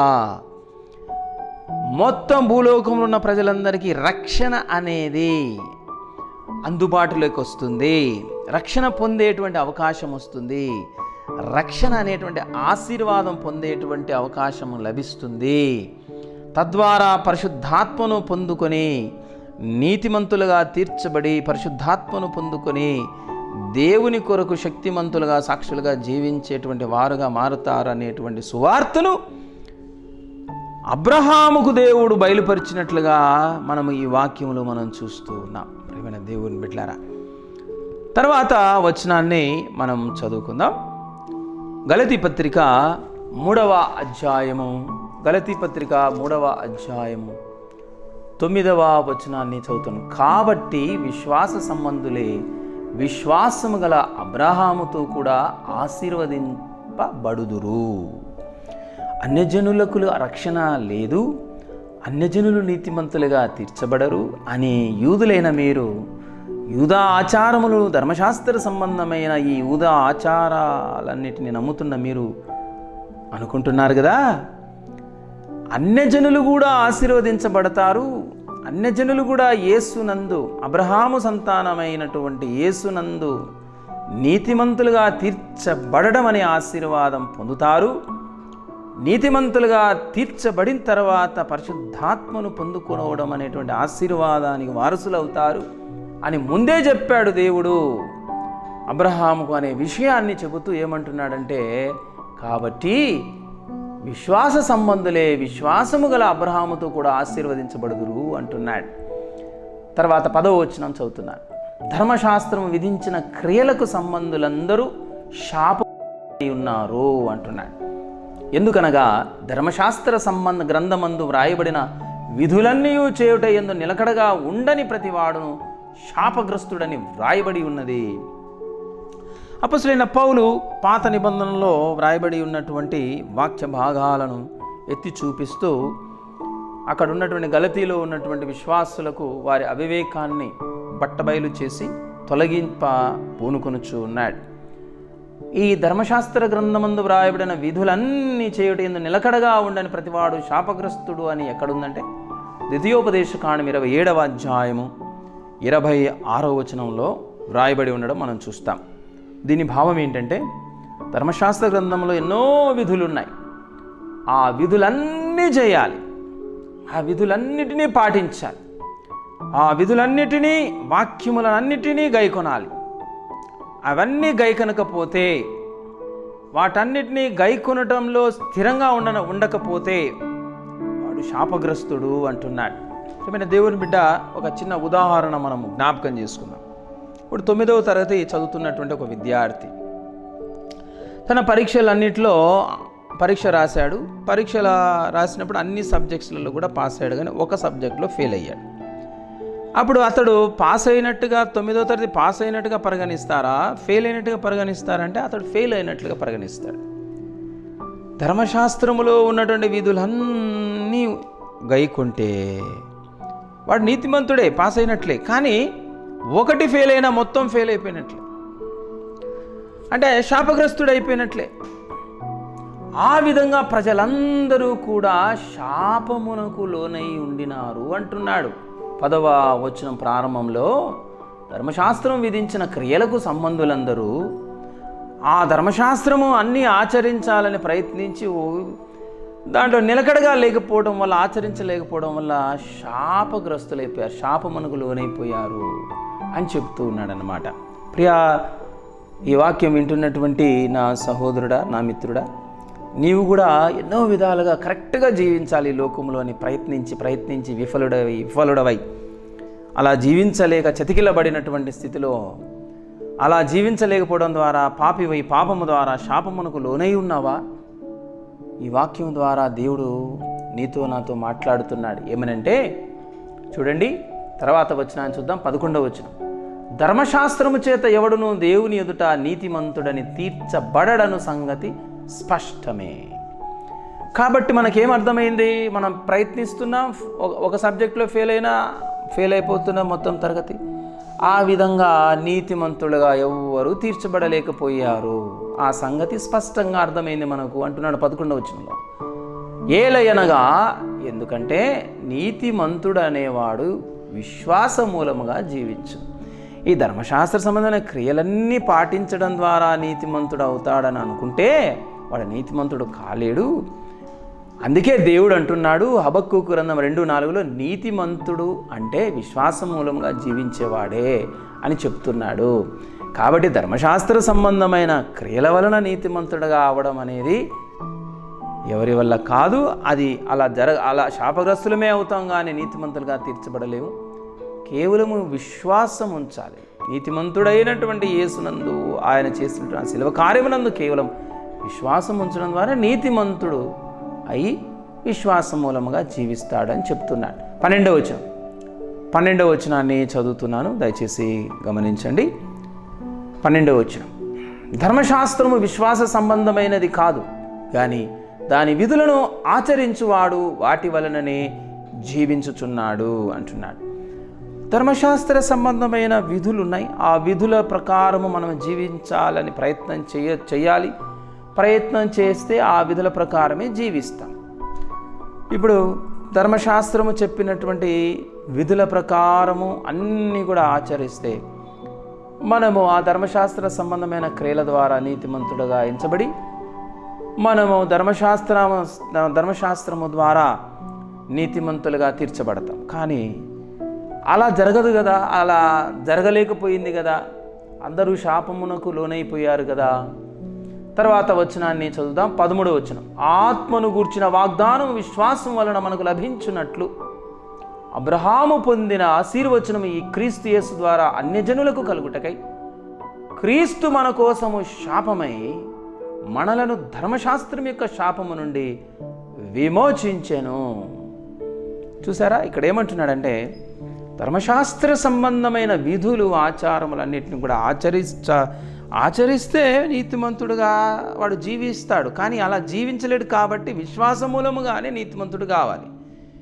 అయితే విశ్వాస మూలముగా నీతిమంతుడుగా కాకముందు, యేసుప్రభు రాకముందు ప్రతి ఒక్కరూ శాపమునకు లోనైపోయారు కాబట్టి మరి ఆ శాపమును తీసేయాలి కదా. ఆ శాపాన్ని తీసేయడానికి యేసుక్రీస్తు వచ్చాడు. ఆయన వచ్చి మన కోసము శాపమయ్యాడు. ఎందుకు మన కోసం ఆయన శాపమయ్యాడంటే, మన కోసము ఆయన శాపం అవడం ద్వారా మనము ఆశీర్వాదమునకు వారసులమైపోతూ ఉన్నాము. ఏ ఆశీర్వాదమునకు? ఆ యేసునందు విశ్వాసం ఉంచడం ద్వారా పరిశుద్ధాత్మను గుర్చిన వాగ్దానం పొందుకోవటం అనేటువంటి ఆశీర్వాదమునకు వారసులమవుతున్నాం. అలాగే అన్యజనులు యేసుక్రీస్తును నమ్మటం ద్వారా వారు కూడా అబ్రహాము సంతానమైపోయి వారు కూడా రక్షణానుభవం పొంది నీతిమంతులుగా తీర్చబడి పరిశుద్ధాత్మను పొందుకోవటం అనేటువంటి ఆశీర్వాదము కూడా లభిస్తూ ఉన్నది. యేసు ప్రభు మ్రానుపై వేలాడబడడం ద్వారా మనకు కలిగేటువంటి ఆశీర్వాదం అది అని చెప్తూ ఉన్నాడు. ప్రియమైన దేవుని బిడ్డలారా, పరిశుద్ధాత్మను గూర్చిన వాగ్దానం మనం పొందుకున్నామంటే అది ఎలా పొందుకున్నాం? మనందరము శాపగ్రస్తులం కదా. ధర్మశాస్త్ర సంబంధమైన క్రియలు, ఆచారాలు, విధులు ఎవరు పాటించలేకపోయారు. అందరూ శాపమై ఉన్నారు కదా. శాపమునకు లోనైనటువంటి వీరందరూ కూడా పరిశుద్ధాత్మను ఎలా పొందుకున్నారు అంటే, ఆ ఆశీర్వాదం, ఆ గొప్ప ఆశీర్వాదం పొందుకోవడానికి ఎలా వారు అర్హులయ్యారు, వారసులయ్యారు అంటే కేవలము యేసుక్రీస్తు శాపము అవ్వడం వలననే అయ్యారు. యేసు ప్రభు మన పాపముల నిమిత్తమై ఆయన కలవరి శిలువలో శాపం అవడం వలనే, మన శాపాన్ని ఆయన మోయటం వలననే, ఆ శిక్షను ఆయన అనుభవించడం ద్వారా మనం ఆ శాపము నుండి విమోచింపబడ్డాము. ధర్మశాస్త్రం యొక్క శాపము నుండి విమోచింపబడి తద్వారా దాని యందు విశ్వాసం ఉంచడం ద్వారా, యేసు శిలువ యందు, శిలువ కార్యమునందు విశ్వాసం ఉంచడం ద్వారా ఇప్పుడు మనము పరిశుద్ధాత్మను పొందుకుంటూ ఉన్నాము అని చెబుతూ ఉన్నాడనమాట. ప్రియమైన దేవుని బిడ్డలారా, అబ్రహాము పొందిన ఆశీర్వచనము క్రీస్తు యేసు ద్వారా అన్యజనులకు కలుగుతూ ఉన్నది అని చెప్తున్నాడు. యేసు ప్రభు కల్వరి శిలువలో మన కొరకు శాపం అవడం ద్వారా ఆ ధర్మశాస్త్రం యొక్క శాపము నుండి అన్యజనులు కూడా విమోచింపబడుతున్నారు. ఎందుకంటే ఆ యేసు ప్రభునందు వారు విశ్వాసం ఉంచుతూ ఉన్నారు కాబట్టి వారు కూడా విడుదల పొంది వారు కూడా పరిశుద్ధాత్మను పొందుతూ ఉన్నారు, ఆ వాగ్దానాన్ని పొందుతూ ఉన్నారని చెబుతూ ఉన్నాడు. తర్వాత వచనం, ఇందును గూర్చి మ్రాను మీద వ్రేలాడిన ప్రతి వాడును శాపగ్రస్తుడు అని వ్రాయబడి ఉన్నది. ఈ మాట మనకు ద్వితీయోపదేశకాండం 21:23లో మనం చూస్తాం. ప్రియమైన దేవుని బిడ్డలారా, అబ్రహాము పొందిన ఆశీర్వచనం మనము పొందాలి. అంటే అబ్రహాము ఎలాంటి ఆశీర్వచనం పొందాడు అంటే, అబ్రహాము ఆశీర్వదించబడడం ద్వారా అందరూ ఆశీర్వదించబడుతూ ఉన్నారు. ఇది ఆశీర్వచనం. సో యేసు ప్రభునందు విశ్వాసం ఉంచి ఆ రక్షణానుభవం పొందుకొని తద్వారా పరిశుద్ధాత్మను గురించిన వాగ్దానమును మనం పొందుకోవటం ద్వారా మనము ఎలా మారిపోతామంటే, మనము ఆశీర్వదించబడతాము, మనము నీతిమంతులుగా తీర్చబడి మనము యేసును పోలిన అడుగుజాడలలో నడుచుకుంటూ యేసుకు సాక్షులుగా మనం జీవిస్తూ అనేకులను యేసునొద్దకు నడిపిస్తూ అన్యజనులు కూడా ఏ విధంగా నీతిమంతులుగా తీర్చబడుతున్నారో విశ్వాస సంబంధులు అవ్వటం ద్వారా, అలా మన ద్వారా మనము సాక్షులుగా ఉండటం ద్వారా పరిశుద్ధాత్మను పొంది అన్యజనులు కూడా యేసునందు విశ్వాసం ఉంచి వారు కూడా ఈ రక్షణానుభవం పొంది వారు కూడా పరిశుద్ధాత్మను గూర్చినటువంటి వాగ్దానం పొందుకునే వారంగా అయిపోతూ ఉన్నారు. ప్రియమైన దేవుని బిడ్డ, ఇలా జీవించాలనే మనం ఆశీర్వదించబడి, అలాగే ఇతరులు కూడా మన ద్వారా మనం జీవించే సాక్షార్థమైనటువంటి జీవితం ద్వారా ఆశీర్వదించబడాలనే యేసు మన కొరకు శాపమయ్యాడు. ప్రియమైన దేవుని బిడ్డ, అది మనము పొందుకునేటువంటి అబ్రహామునకు సంబంధించినటువంటి ఆశీర్వచనం. 15వ వచనాన్ని చదువుకుందాం. ప్రియ దేవుని బిడ్డలారా, 15వ వచనం, గలతీ పత్రిక 3వ అధ్యాయము 15వ వచనాన్ని చదువుతున్నా. సహోదరులారా, మనుష్య రీతిగా మాట్లాడుచున్నాను. మనుష్యుడు చేసిన ఒడంబడిక ఏనను స్థిరపడిన తరువాత ఎవడునూ దాన్ని కొట్టివేయుడు, దానితో మరేమీయూ కలపడు అని మాట్లాడుచున్నాడు. ఒడంబడిక గురించి మాట్లాడడం మనం చూస్తున్నాం. దేవుడు అబ్రహాముతో ఒడంబడిక చేశాడు, అబ్రహాముతో నిబంధన చేశాడు. ఏమని నిబంధన చేశాడు అనేది మనకు 16వ వచనంలో చూస్తాం. ఒక్కసారి ఒడంబడిక అయిపోయింది, ఒడంబడిక చేశాడు, అది స్థిరపరిచాడు. స్థిరపరిచిన తర్వాత మళ్ళీ కొట్టివేయడం అనేది ఉండదు కదా. మనం ఒక అగ్రిమెంట్ రాసుకున్న తర్వాత ఇరు పక్షాల వారు దానిని అంగీకరించి ఒప్పుకొని సంతకాలు పెట్టిన తర్వాత తిరిగి మరలా ఆ అగ్రిమెంట్ ఒకసారి సంతకాలు పెట్టిన తర్వాత అది కొట్టివేయడం జరగదు కదా. తిరిగి కొట్టివేయడము అది చెల్లదు అనే దానికి లేదు కదా. దానితో మరేమీ కలపడం అనేది కుదరదు కదా. ఈ విషయాన్ని ఎందుకు చెప్తున్నాడంటే, అపోస్తలుడైన పౌలు అబ్రహాముతో దేవుడు అట్టి ఒడంబడిక చేశాడు. ఆ ఒడంబడిక చేసిన తర్వాత ఆ ఒడంబడిక ప్రకారమే ఆయన కార్యం చేస్తాడు. ఆ ఒడంబడికను అనుసరించి ఆయన కార్యం చేస్తాడు కానీ దాన్ని కొట్టివేయడు, దాంట్లో ఏమీ కలపడు అని చెప్తూ ఉన్నాడు. ఏం ఒడంబడిక చేశాడు దేవుడు అబ్రహాముతో అనేది 16వ వచనంలో మనం చూస్తాం. అబ్రహామునకును అతని సంతానమునకును వాగ్దానములు చేయబడి, ఆయన అనేకులను గూర్చి అన్నట్టు సంతానములకును అని చెప్పక ఒకని గూర్చి అన్నట్టు నీ సంతానమునకును అనేను, ఆ సంతానము క్రీస్తు అంటున్నాడు. చూడండి, ఈ మాట మనకు ఆదికాండం 22వ అధ్యాయము 18వ వచనములో మనం చదివాం కదా.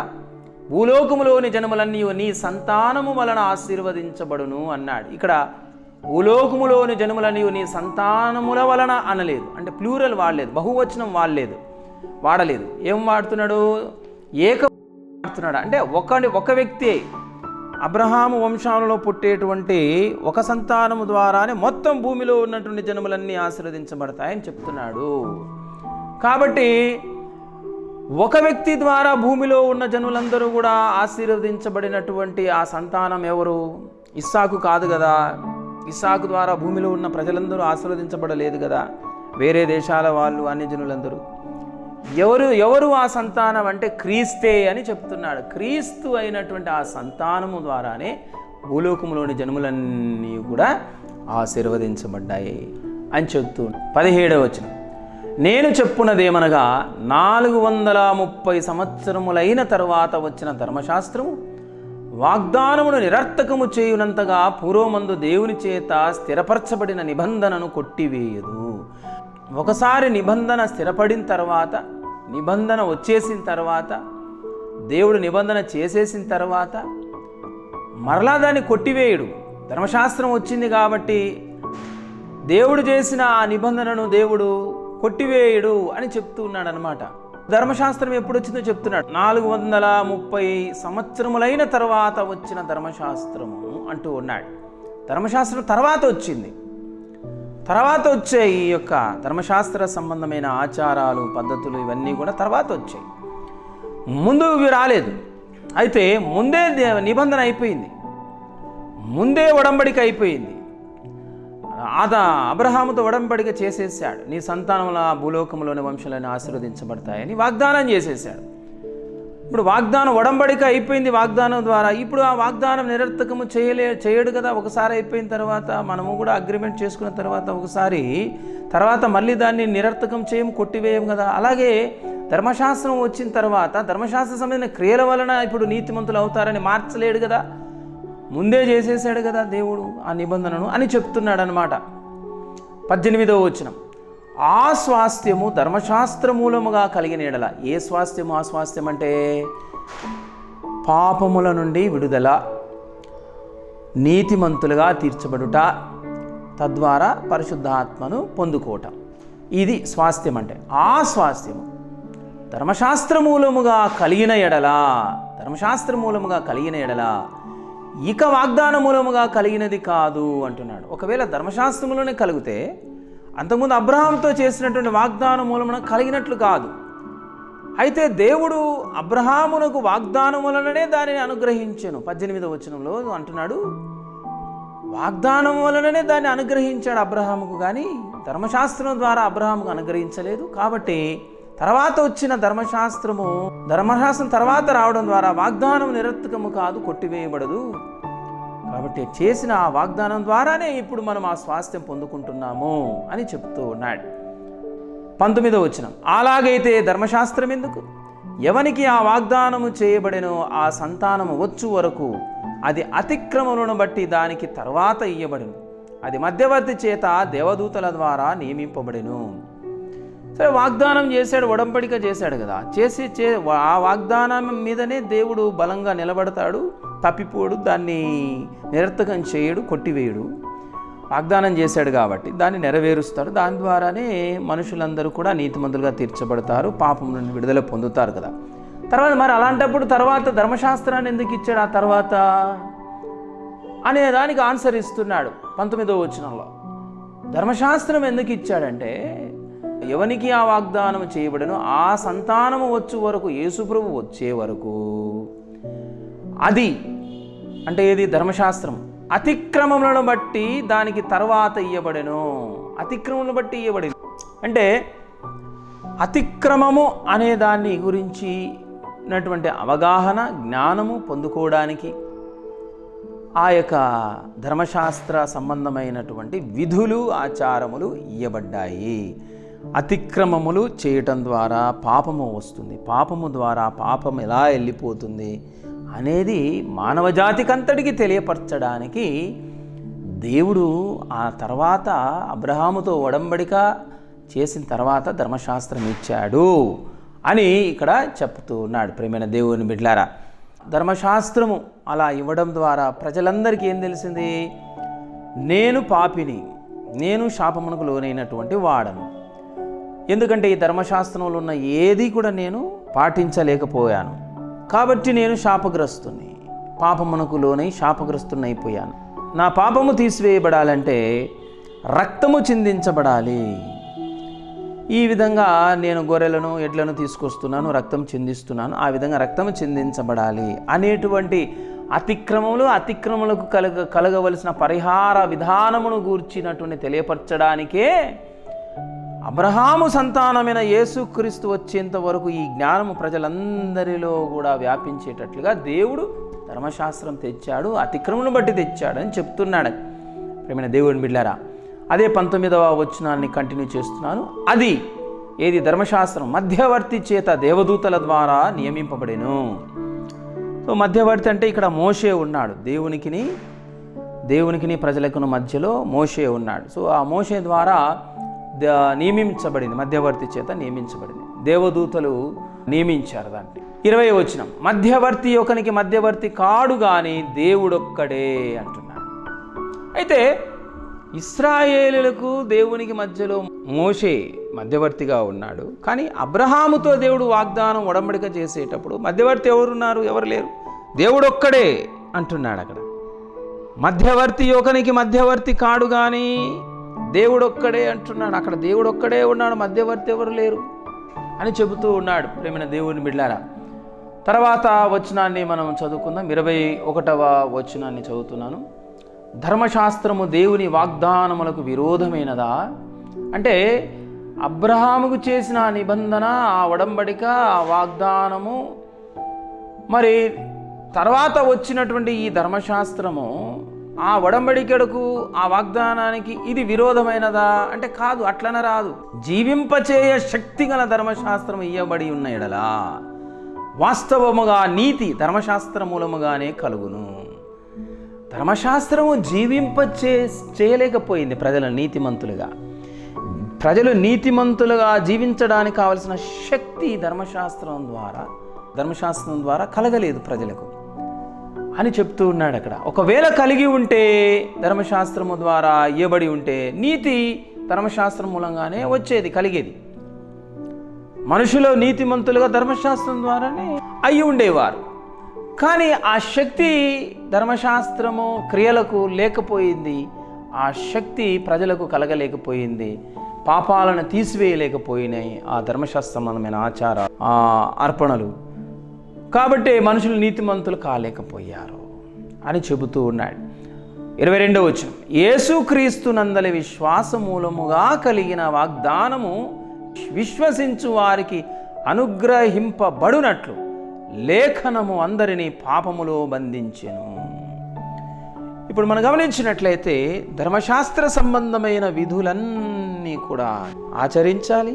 అలా ఏ ఒక్క విధిని ఆచరించలేకపోయినా కూడా వాడు పాపి, శాపమునకు లోనైనటువంటి వాడు అని లేఖనం అందరినీ కూడా ఈ రీతిగా పాపములో బంధించేసింది. యేసుక్రీస్తునందలి విశ్వాసం మూలముగా కలిగిన వాగ్దానము, ఆ వాగ్దానమును విశ్వసించాలి. ఏ వాగ్దానము? అబ్రహాముతో చేసిన వాగ్దానమును ప్రజలందరూ విశ్వాసం ఉంచాలి. ప్రజలందరూ తప్పక ఇప్పుడు విశ్వాసం ఉంచుతారు. ఎందుకు? ధర్మశాస్త్ర మూలముగా ఎవడూ కూడా నీతిమంతుడుగా తీర్చలేకబడపోయాడు. అందరూ పాపమునకు దాసులైపోయారు, పాపములకు బందీలైపోయారు. పాపముల నుంచి విడిపించబడాలంటే వాగ్దానం వైపు చూడాల్సిందే. వాగ్దాన పుత్రుడైనటువంటి యేసు వైపు చూడాల్సిందే. ఆయన యందు విశ్వాసం ఉంచాలి. 23వ వచనం, విశ్వాసము వెల్లడి కాకమునుపు, అంటే విశ్వాసం వెల్లడి కాకముందు అంటే అబ్రహాము సంతానమునందు అందరూ ఆశీర్వదించబడతారు అని వాగ్దానం చేశాడు కదా. ఆ వాగ్దానమునందు మనం విశ్వాసం ఉంచడం ద్వారానే మనము నీతిమంతులు తీర్చబడతాం కదా. ఆ సంతానమునందు విశ్వాసం ఉంచడం. సంతానం అని ఎవరు? యేసు ప్రభు. సో యేసు ప్రభువునందు మనము విశ్వాసం ఉంచాలంటే యేసు ప్రభు రావాలి. యేసుక్రీస్తు అబ్రహాము వంశావళిలో ఆయన రావాలి. సో యేసు ప్రభు వచ్చిన తర్వాత మనం విశ్వాసం ఉంచుతాం. కాబట్టి ఆయన రాకమునుపు అని అర్థం. విశ్వాసం వెల్లడి కాకమునుపు అంటే యేసు ప్రభు రాకముందు ఇక ముందుకు బయలుపరచబడబో విశ్వాసము అవలంబించవలసిన వారముగా చెరలో ఉంచబడినట్టు మనము ధర్మశాస్త్రమునకు లోనైన వారమైతే యేసు ప్రభువు రావాలి. ఆయన యందు మనము విశ్వాసం ఉంచాలి. అలా విశ్వాసం ఉంచేటట్లుగా ధర్మశాస్త్రము మనల్ని ఏం చేసింది? ఒక చెరలో ఉంచేసింది. ఏం చెర అది? పాపం అనే చెరలో అందరినీ ఉంచేసింది. అలా పాపం అనే చెరలో ఉంచడం ద్వారా, ధర్మశాస్త్రం ద్వారా కాదు, అబ్రహాము సంతానమైనటువంటి యేసుక్రీస్తు ఆ శిలువ బలి ద్వారా, అర్పణ ద్వారానే నేను నీతిమంతులుగా తీర్చబడను అని ప్రతి మనిషి కూడా విశ్వాసం ఉంచేటట్లుగా ఆ విధంగా ధర్మశాస్త్రమునకు లోనైపోయాం మనం. 24వ వచనం, కాబట్టి మనం విశ్వాస మూలమున నీతిమంతులమని తీర్చబడినట్లు క్రీస్తునొద్దకు మనల్ని నడిపించుటకు ధర్మశాస్త్రం మనకు బాలశిక్షకుడు ఆయన. ఆ విధంగా ధర్మశాస్త్రం మనల్ని క్రీస్తునొద్దకు నడిపించింది. ఏ విధంగా? ధర్మశాస్త్ర విధులన్నీ ఆచరించడానికి ప్రయత్నించి విఫలమైపోయి శాపమునకు లోనైపోయి నీతిమంతులము కాలేకపోయాము. కాబట్టి ఈ ధర్మశాస్త్రం వలన మనకు నీతి రాదు, మనకు విశ్వాసం ద్వారా వస్తుంది. ఆ విశ్వాసం అబ్రహాము సంతానమైన యేసు క్రీస్తు చేసే ఆ యొక్క శిలువ కార్యము ద్వారానే అవుతుంది అనే విధంగా మనము మార్చబడినట్లుగా యేసు వైపు తిరిగేటట్లుగా ధర్మశాస్త్రం మనల్ని నడిపించింది. అలా ధర్మశాస్త్రం ద్వారా మనం అలా యేసునొద్దకు వస్తున్నాము. కాబట్టి ధర్మశాస్త్రం ఎవరు ఇప్పుడు మనకంటే? బాలశిక్షకుడు అంటాం. బాలశిక్షకుడు అంటే చిన్నతనములో ఉన్నటువంటి చిన్న పిల్లలకు మాస్టర్స్ ఉండేవారు. వారు ఏం చేస్తారంటే ఆ చిన్న పిల్లలకు ప్రతి విషయంలో కూడా తోడుగా ఉండి వారిని నడిపిస్తుంటారు. ఒక గార్డియన్ లాగా నడిపిస్తూ ఉండేవారు అనమాట. ఏది చేయాలి, ఏది చేయకూడదు, వారు ఏదైనా చేయాలంటే ఈ గార్డియన్ సహాయంతోనే, ఈ బాలశిక్షణ సహాయంతోనే చేస్తారు. ఇప్పుడు మనము బ్యాంకులో ఏదైనా ఒక అకౌంట్ ఓపెన్ చేయాలంటే మైనర్, అంటే ఇంకా ఎదగనటువంటి వాడికి అకౌంట్ ఓపెన్ చేసామనుకోండి, అతనికి ఒక గార్డియన్ ఉంటాడు. సో ఇతనికి చేత కాదు కాబట్టి మైనర్కు ప్రతి విషయం కూడా, ప్రతి ట్రాన్సాక్షన్లో కూడా ఆ గార్డియన్ హెల్ప్ చేస్తూ ఉంటాడనమాట. తనకు సొంతంగా మరి ఆ కార్యకలాపాలు చేసుకోలేడు కాబట్టి అతనికి డెబిట్ కార్డు కానీ ఆన్లైన్ ఐడి పాస్వర్డ్ కానీ అవి ఇవ్వరు బ్యాంక్ వారు. అది చేసుకోలేడు, అతని వల్ల కాదు. సో అందువల్ల అతనితో ఎప్పుడు కూడా ఒక గార్డియన్ ఉండి ఆయన కార్యాలన్నీ చేయాలి. సో మనకు ధర్మశాస్త్రం అలా ఒక గార్డియన్ లాగా ఉండిందనమాట. ఎందుకు? ధర్మశాస్త్రం దగ్గర ఉండేవాడు ఎవరు? మైనర్. సో మనము మైనర్గా ఉన్నామన్నమాట. ధర్మశాస్త్రం ఉన్నంత వరకు, ధర్మశాస్త్రము దగ్గర మనం ఉన్నంత వరకు మనం మైనర్ అని దాని యొక్క అర్థం, ప్రేమైన దేవుని బిడ్డలారా. అయితే ఈ మైనర్గా ఉన్నటువంటి ఈ వ్యక్తి ఇప్పుడు ఎవరి దగ్గరికి వస్తున్నాడు? యేసుక్రీస్తు దగ్గరికి వచ్చేస్తున్నాడు. యేసుక్రీస్తు దగ్గరికి రావడం ద్వారా ఏమైపోతూ ఉన్నాడు అంటే 25వ వచనం, అయితే విశ్వాసము వెల్లడి ఆయను గనక ఇక బాలశిక్షకుని క్రింద ఉండము అంటున్నాడు. విశ్వాసం వెల్లడి కాకముందు, యేసుప్రభు రాకముందు మనం ఒక గార్డియన్ కింద ఉన్నాం, అంటే ఒక బాలశిక్షకుని క్రింద ఉన్నాం, ధర్మశాస్త్రం క్రింద ఉన్నాం. ఆ ధర్మశాస్త్రం ఎలా చెబితే అలా చేయాలి అన్నట్లుగా మనం ప్రవర్తిస్తూ ఉండేవాళ్ళం. మనకంటూ ఒక సొంత జ్ఞానము, శక్తి ఏమీ లేకుండా పోయిందన్నమాట. అందుకే మనం నీతిమంతులుగా బ్రతకలేకపోతూ ఉండేవారు. అయితే విశ్వాసం వెల్లడైంది. యేసుప్రభు వచ్చాడు, సిలువలో యజ్ఞమయ్యాడు, రక్తము చిందించాడు, మరణించి తిరిగి లేచాడు. విశ్వాసం వెల్లడైపోయింది. వెల్లడి అయిన తర్వాత ఇప్పుడు బాలశిక్షకుని క్రింద మనం లేము. ఆయన యందు విశ్వాసం ఉంచిన తర్వాత మనం ఏమైపోతున్నాము? 26వ వచనంలో అంటాడు, 3:26, యేసుక్రీస్తునందు మీరందరూ విశ్వాసము వలన దేవుని కుమారులై ఉన్నారు. అంటే మైనర్ అనేటువంటి ఈ బాలుడు లేదా బాలిక మేజర్ అయిపోతూ ఉన్నాడు. మైనర్గా ఉన్నంత వరకు కూడా ధర్మశాస్త్రం క్రింద ఉండాలి. సో ధర్మశాస్త్రము క్రింద ఉన్నంత వరకు కూడా మనం మైనర్లమే. మనకంటూ ఒక సొంత ఆలోచన శక్తి, జ్ఞానము లేదు, విచక్షణ లేదు, నిర్ణయం తీసుకునేటువంటి ఆ యొక్క శక్తి లేకుండా పోయింది. అయితే యేసునందు విశ్వాసం ఉంచడం ద్వారా మనల్ని దేవుడు ఎలా మార్చేస్తున్నాడు? ఒక మైనర్గా ఉన్నటువంటి వాడిని మేజర్గా చేస్తే వాడంతకు వాడు శక్తి కలిగి, వాడంతకు వాడు అన్ని పనులు చేసుకోగలిగిన స్థితికి ఎలా వస్తాడో అలా అయిపోతున్నాము మనము.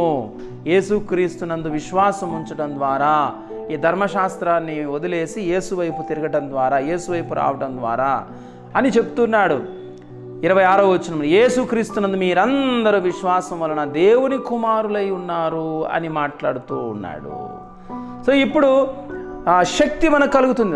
పరిశుద్ధాత్మదేవుడు మనలోనికి వచ్చేసాడు, మనల్ని నడిపిస్తున్నాడు, మనకు శక్తిని ఇస్తున్నాడు. ధర్మశాస్త్రం మనకు శక్తి ఇవ్వలేకపోయింది.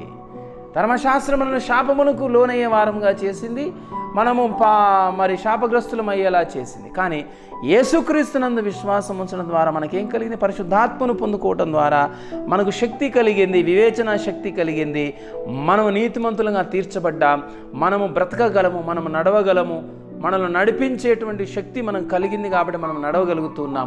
ధర్మశాస్త్రం మనల్ని నడిపించేటువంటి శక్తి ఇవ్వలేకపోయింది. ఇలా నడవాలి నువ్వు అని ఆజ్ఞాపించిందే కానీ నడిపించేటువంటి శక్తిని ఇవ్వలేకపోయింది. కాబట్టి అప్పుడు మన మైనర్.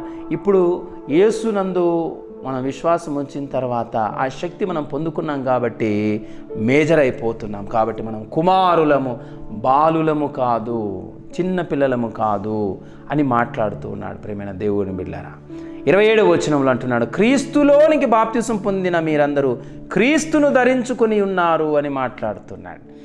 సో ఇంతకుముందు మనమే సొంత శక్తి చేత, జ్ఞానము చేత, మన ప్రయత్నము చేత ధర్మశాస్త్ర సంబంధమైన విధులు, క్రియలన్నీ కూడా చేసి నీతిమంతులుగా జీవించాలని ప్రయత్నం చేసేవాళ్ళం. మనకు అలా ఎంత ప్రయత్నించినా విఫలమైపోయి మనకు అర్థమైంది ఏంటంటే మనకున్న ఈ శరీరంలోని ఈ శక్తి సరిపోదు, మనము ధర్మశాస్త్ర విధులను, ఆ యొక్క ఆచారములను మనం ఆచరించలేమని మనకు అర్థమైపోయింది. అయితే యేసులోనికి వచ్చిన తర్వాత, బాప్తిసం పొందిన తర్వాత మనము ఎవరిని ధరించుకున్నామంటే యేసుక్రీస్తును ధరించుకున్నాము అని చెప్తున్నాడు. సో మనము కాదు జీవించేది, ఇప్పుడు యేసుక్రీస్తే జీవిస్తాడు. అంటే మనం ఇప్పుడు యేసుక్రీస్తుని బాప్తిసం పొందిన తర్వాత జీవించే జీవితం ద్వారా అందరికీ ఎవరు కనపడుతున్నారు? ఆయనను ధరించుకోవటం ద్వారా ఆయనే కనపడతాడు అందరికీ. ఎందుకంటే ఆయనకు సాక్షులుగా మనల్ని జీవించడానికి కావలసిన శక్తి పరిశుద్ధాత్మ ద్వారా ప్రతి ఒక్క వ్యక్తి పొందుకుంటున్నాడు. 28వ వచనం, ఇందులో యూదుడని గ్రీసు దేశస్థుడని లేదు, దాసుడని స్వతంత్రుడని లేదు, పురుషుడని స్త్రీ అని లేదు, యేసుక్రీస్తునందు మీరందరూ ఏకముగా ఉన్నారు. ఇందులో అంటున్నాడు. ఇందులో అంటే ఎందులో? యేసుక్రీస్తునందు విశ్వాసం ఉంచడం ద్వారా పరిశుద్ధాత్మను పొందుకొనుటలో, ఈ విధంగా రక్షకుడైన యేసునందు విశ్వాసం ఉంచి పాపాలు క్షమించబడి నీతిమంతుడిగా తీర్చబడడం అనే ఈ విషయంలో పలానా యూదుడికే ఈ విధంగా నీతిమంతుడు అయ్యే అవకాశం ఉంది, ఈ ఆశీర్వాదము పరిశుద్ధాత్మను పొందడం అనేటువంటి ఆశీర్వాదం ఉంది అనే భేదం ఏం లేదు. యూదుడైనా యేసునందు విశ్వాసం ఉంచి యేసును క్రీస్తును ధరించుకొని పరిశుద్ధాత్మ దేవుని పొందుకోవచ్చు. మరి దాసుడైనా పొందుకోవచ్చు, స్వతంత్రుడైనా పొందుకోవచ్చు, పురుషుడైనా పొందుకోవచ్చు, స్త్రీ అయినా పొందుకోవచ్చు. ఏ విధమైనటువంటి భేదము లేదు ఈ విషయంలో అని చెప్తూ ఉన్నాడు.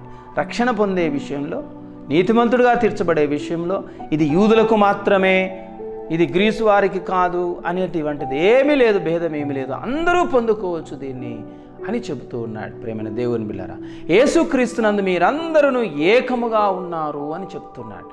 ఏ దేశస్థుడు నమ్ముకున్నా, ఏ విధమైనటువంటి కులములో ఉన్నటువంటి వారు కానీ, మతములో ఉన్నటువంటి కానీ, అంతస్తులో ఉన్నటువంటి వారు కానీ ఎవరైనా యేసు ప్రభువును నమ్ముకుంటే వారు మనము అందరము కూడా యేసుక్రీస్తును ధరించుకున్నాం, యేసునందు విశ్వాసం ఉంచాం, అందరము విశ్వాస సంబంధులమే, అందరము దేవుని కుమారులమైపోతున్నాం. కాబట్టి అందరూ ఒకటే మీరందరూ అని చెబుతున్నాడు. మీరందరూ ఏకముగా ఉన్నారు, ఒక్కటే మీరందరూ, భేదం ఏమీ లేదు ఇక అని చెబుతూ ఉన్నాడు.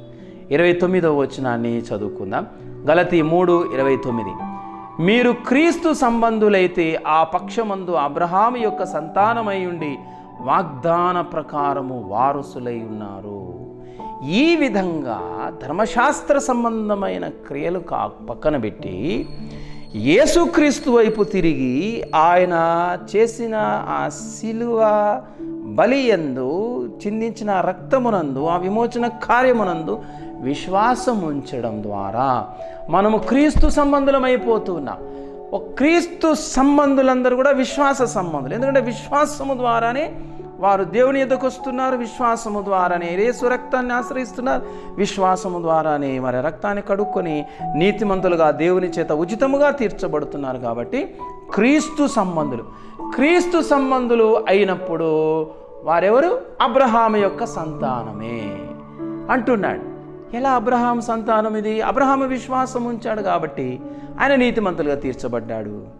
అబ్రహాం యొక్క సంతానమే యేసుక్రీస్తు కాబట్టి ఆ యేసుక్రీస్తునందు మనము విశ్వాసం ఉంచడం ద్వారా మనం అబ్రహాం సంతానం అయిపోతున్నామని చెప్తున్నాడు. సో అబ్రహాం యొక్క సంతానం అంటే ఎవరు అంటే యేసుక్రీస్తునందు ఎవరైతే విశ్వాసం ఉంచుతారో, అబ్రహాము దేవుడు తనకిచ్చిన వాగ్దానం నుండి విశ్వాసం ఉంచినట్లుగా ఆ వాగ్దానమై ఉన్నటువంటి యేసుక్రీస్తునందు మనము విశ్వాసం ఉంచితే మనము కూడా అబ్రహాం యొక్క సంతానమే అని ఈ వాక్యం యొక్క భావం. అబ్రహాము సంతానమైనప్పుడు వాగ్దాన ప్రకారము మనం ఎవరము? వారసులమైపోతూ ఉన్నాము అని మాట్లాడుతున్నాం. వారసులు మనము దేనికి వారసులము? దేవునికి వారసులమైపోతూ ఉన్నాము. రోమాపత్రికలో మనం గమనించినట్లయితే 8వ అధ్యాయము 7వ వచనాన్ని చదువుకుందాం. రోమాపత్రిక 8వ అధ్యాయము 7వ వచనంలో మనము దేనికి వారసులమో ఆ యొక్క వాక్య భాగంలో వ్రాయబడి ఉంది. చూద్దాం. 8వ అధ్యాయం 17వ వచనం, మనము పిల్లలమైతే వారసులము అనగా దేవుని వారసులము, క్రీస్తు కూడా మహిమ పొందుటకు ఆయనతో శ్రమ పడినలా క్రీస్తు తోడి వారసులము అంటున్నాడు. దేవుని వారసులము మనం అంటున్నాడు. దేవునిలో నీతి ఉన్నది. మనం ఆ దేవుని యందు విశ్వాసం ఉంచాం కాబట్టి, యేసునందు విశ్వాసం ఉంచడం ద్వారా మనం ఏమైపోతున్నామంటే ఆ నీతికి వారసులమైపోతున్నాం. మరి దేవునిలో పరిశుద్ధత ఉంది. మనం యేసునందు విశ్వాసం ఉంచడం ద్వారా, కుమారులు అయిపోవడం ద్వారా మనము వారసులం అయిపోతున్నాం. దేనికంటే ఆ పరిశుద్ధతకు వారసులం అయిపోతున్నాం. దేవుడు మహిమా స్వరూపే. మనం యేసునందు విశ్వాసం ఉంచడం ద్వారా, అబ్రహాం సంతానం అవడం ద్వారా వారసులం అయిపోతున్నాం. దేనికంటే ఆ దేవునిలో ఉన్న మహిమకు మనము కూడా వారసులం అయిపోతున్నాం. ఆ నీతి, ఆ పరిశుద్ధత, ఆ మహిమ మనం పొందుకొనుటకు మనకు హక్కు కలుగుతూ ఉన్నది. మనం హక్కుదారులం అయిపోతూ ఉన్నాం. అది వారసులం అంటే ప్రియమైన దేవుని బిడ్డలారా. మరి ఆ గలతీ పత్రిక 3వ అధ్యాయాన్ని అంతటిని మనం ధ్యానం చేశాం. తర్వాత 4వ అధ్యాయాన్ని మనం ధ్యానం చేసి తెలుసుకుందాం.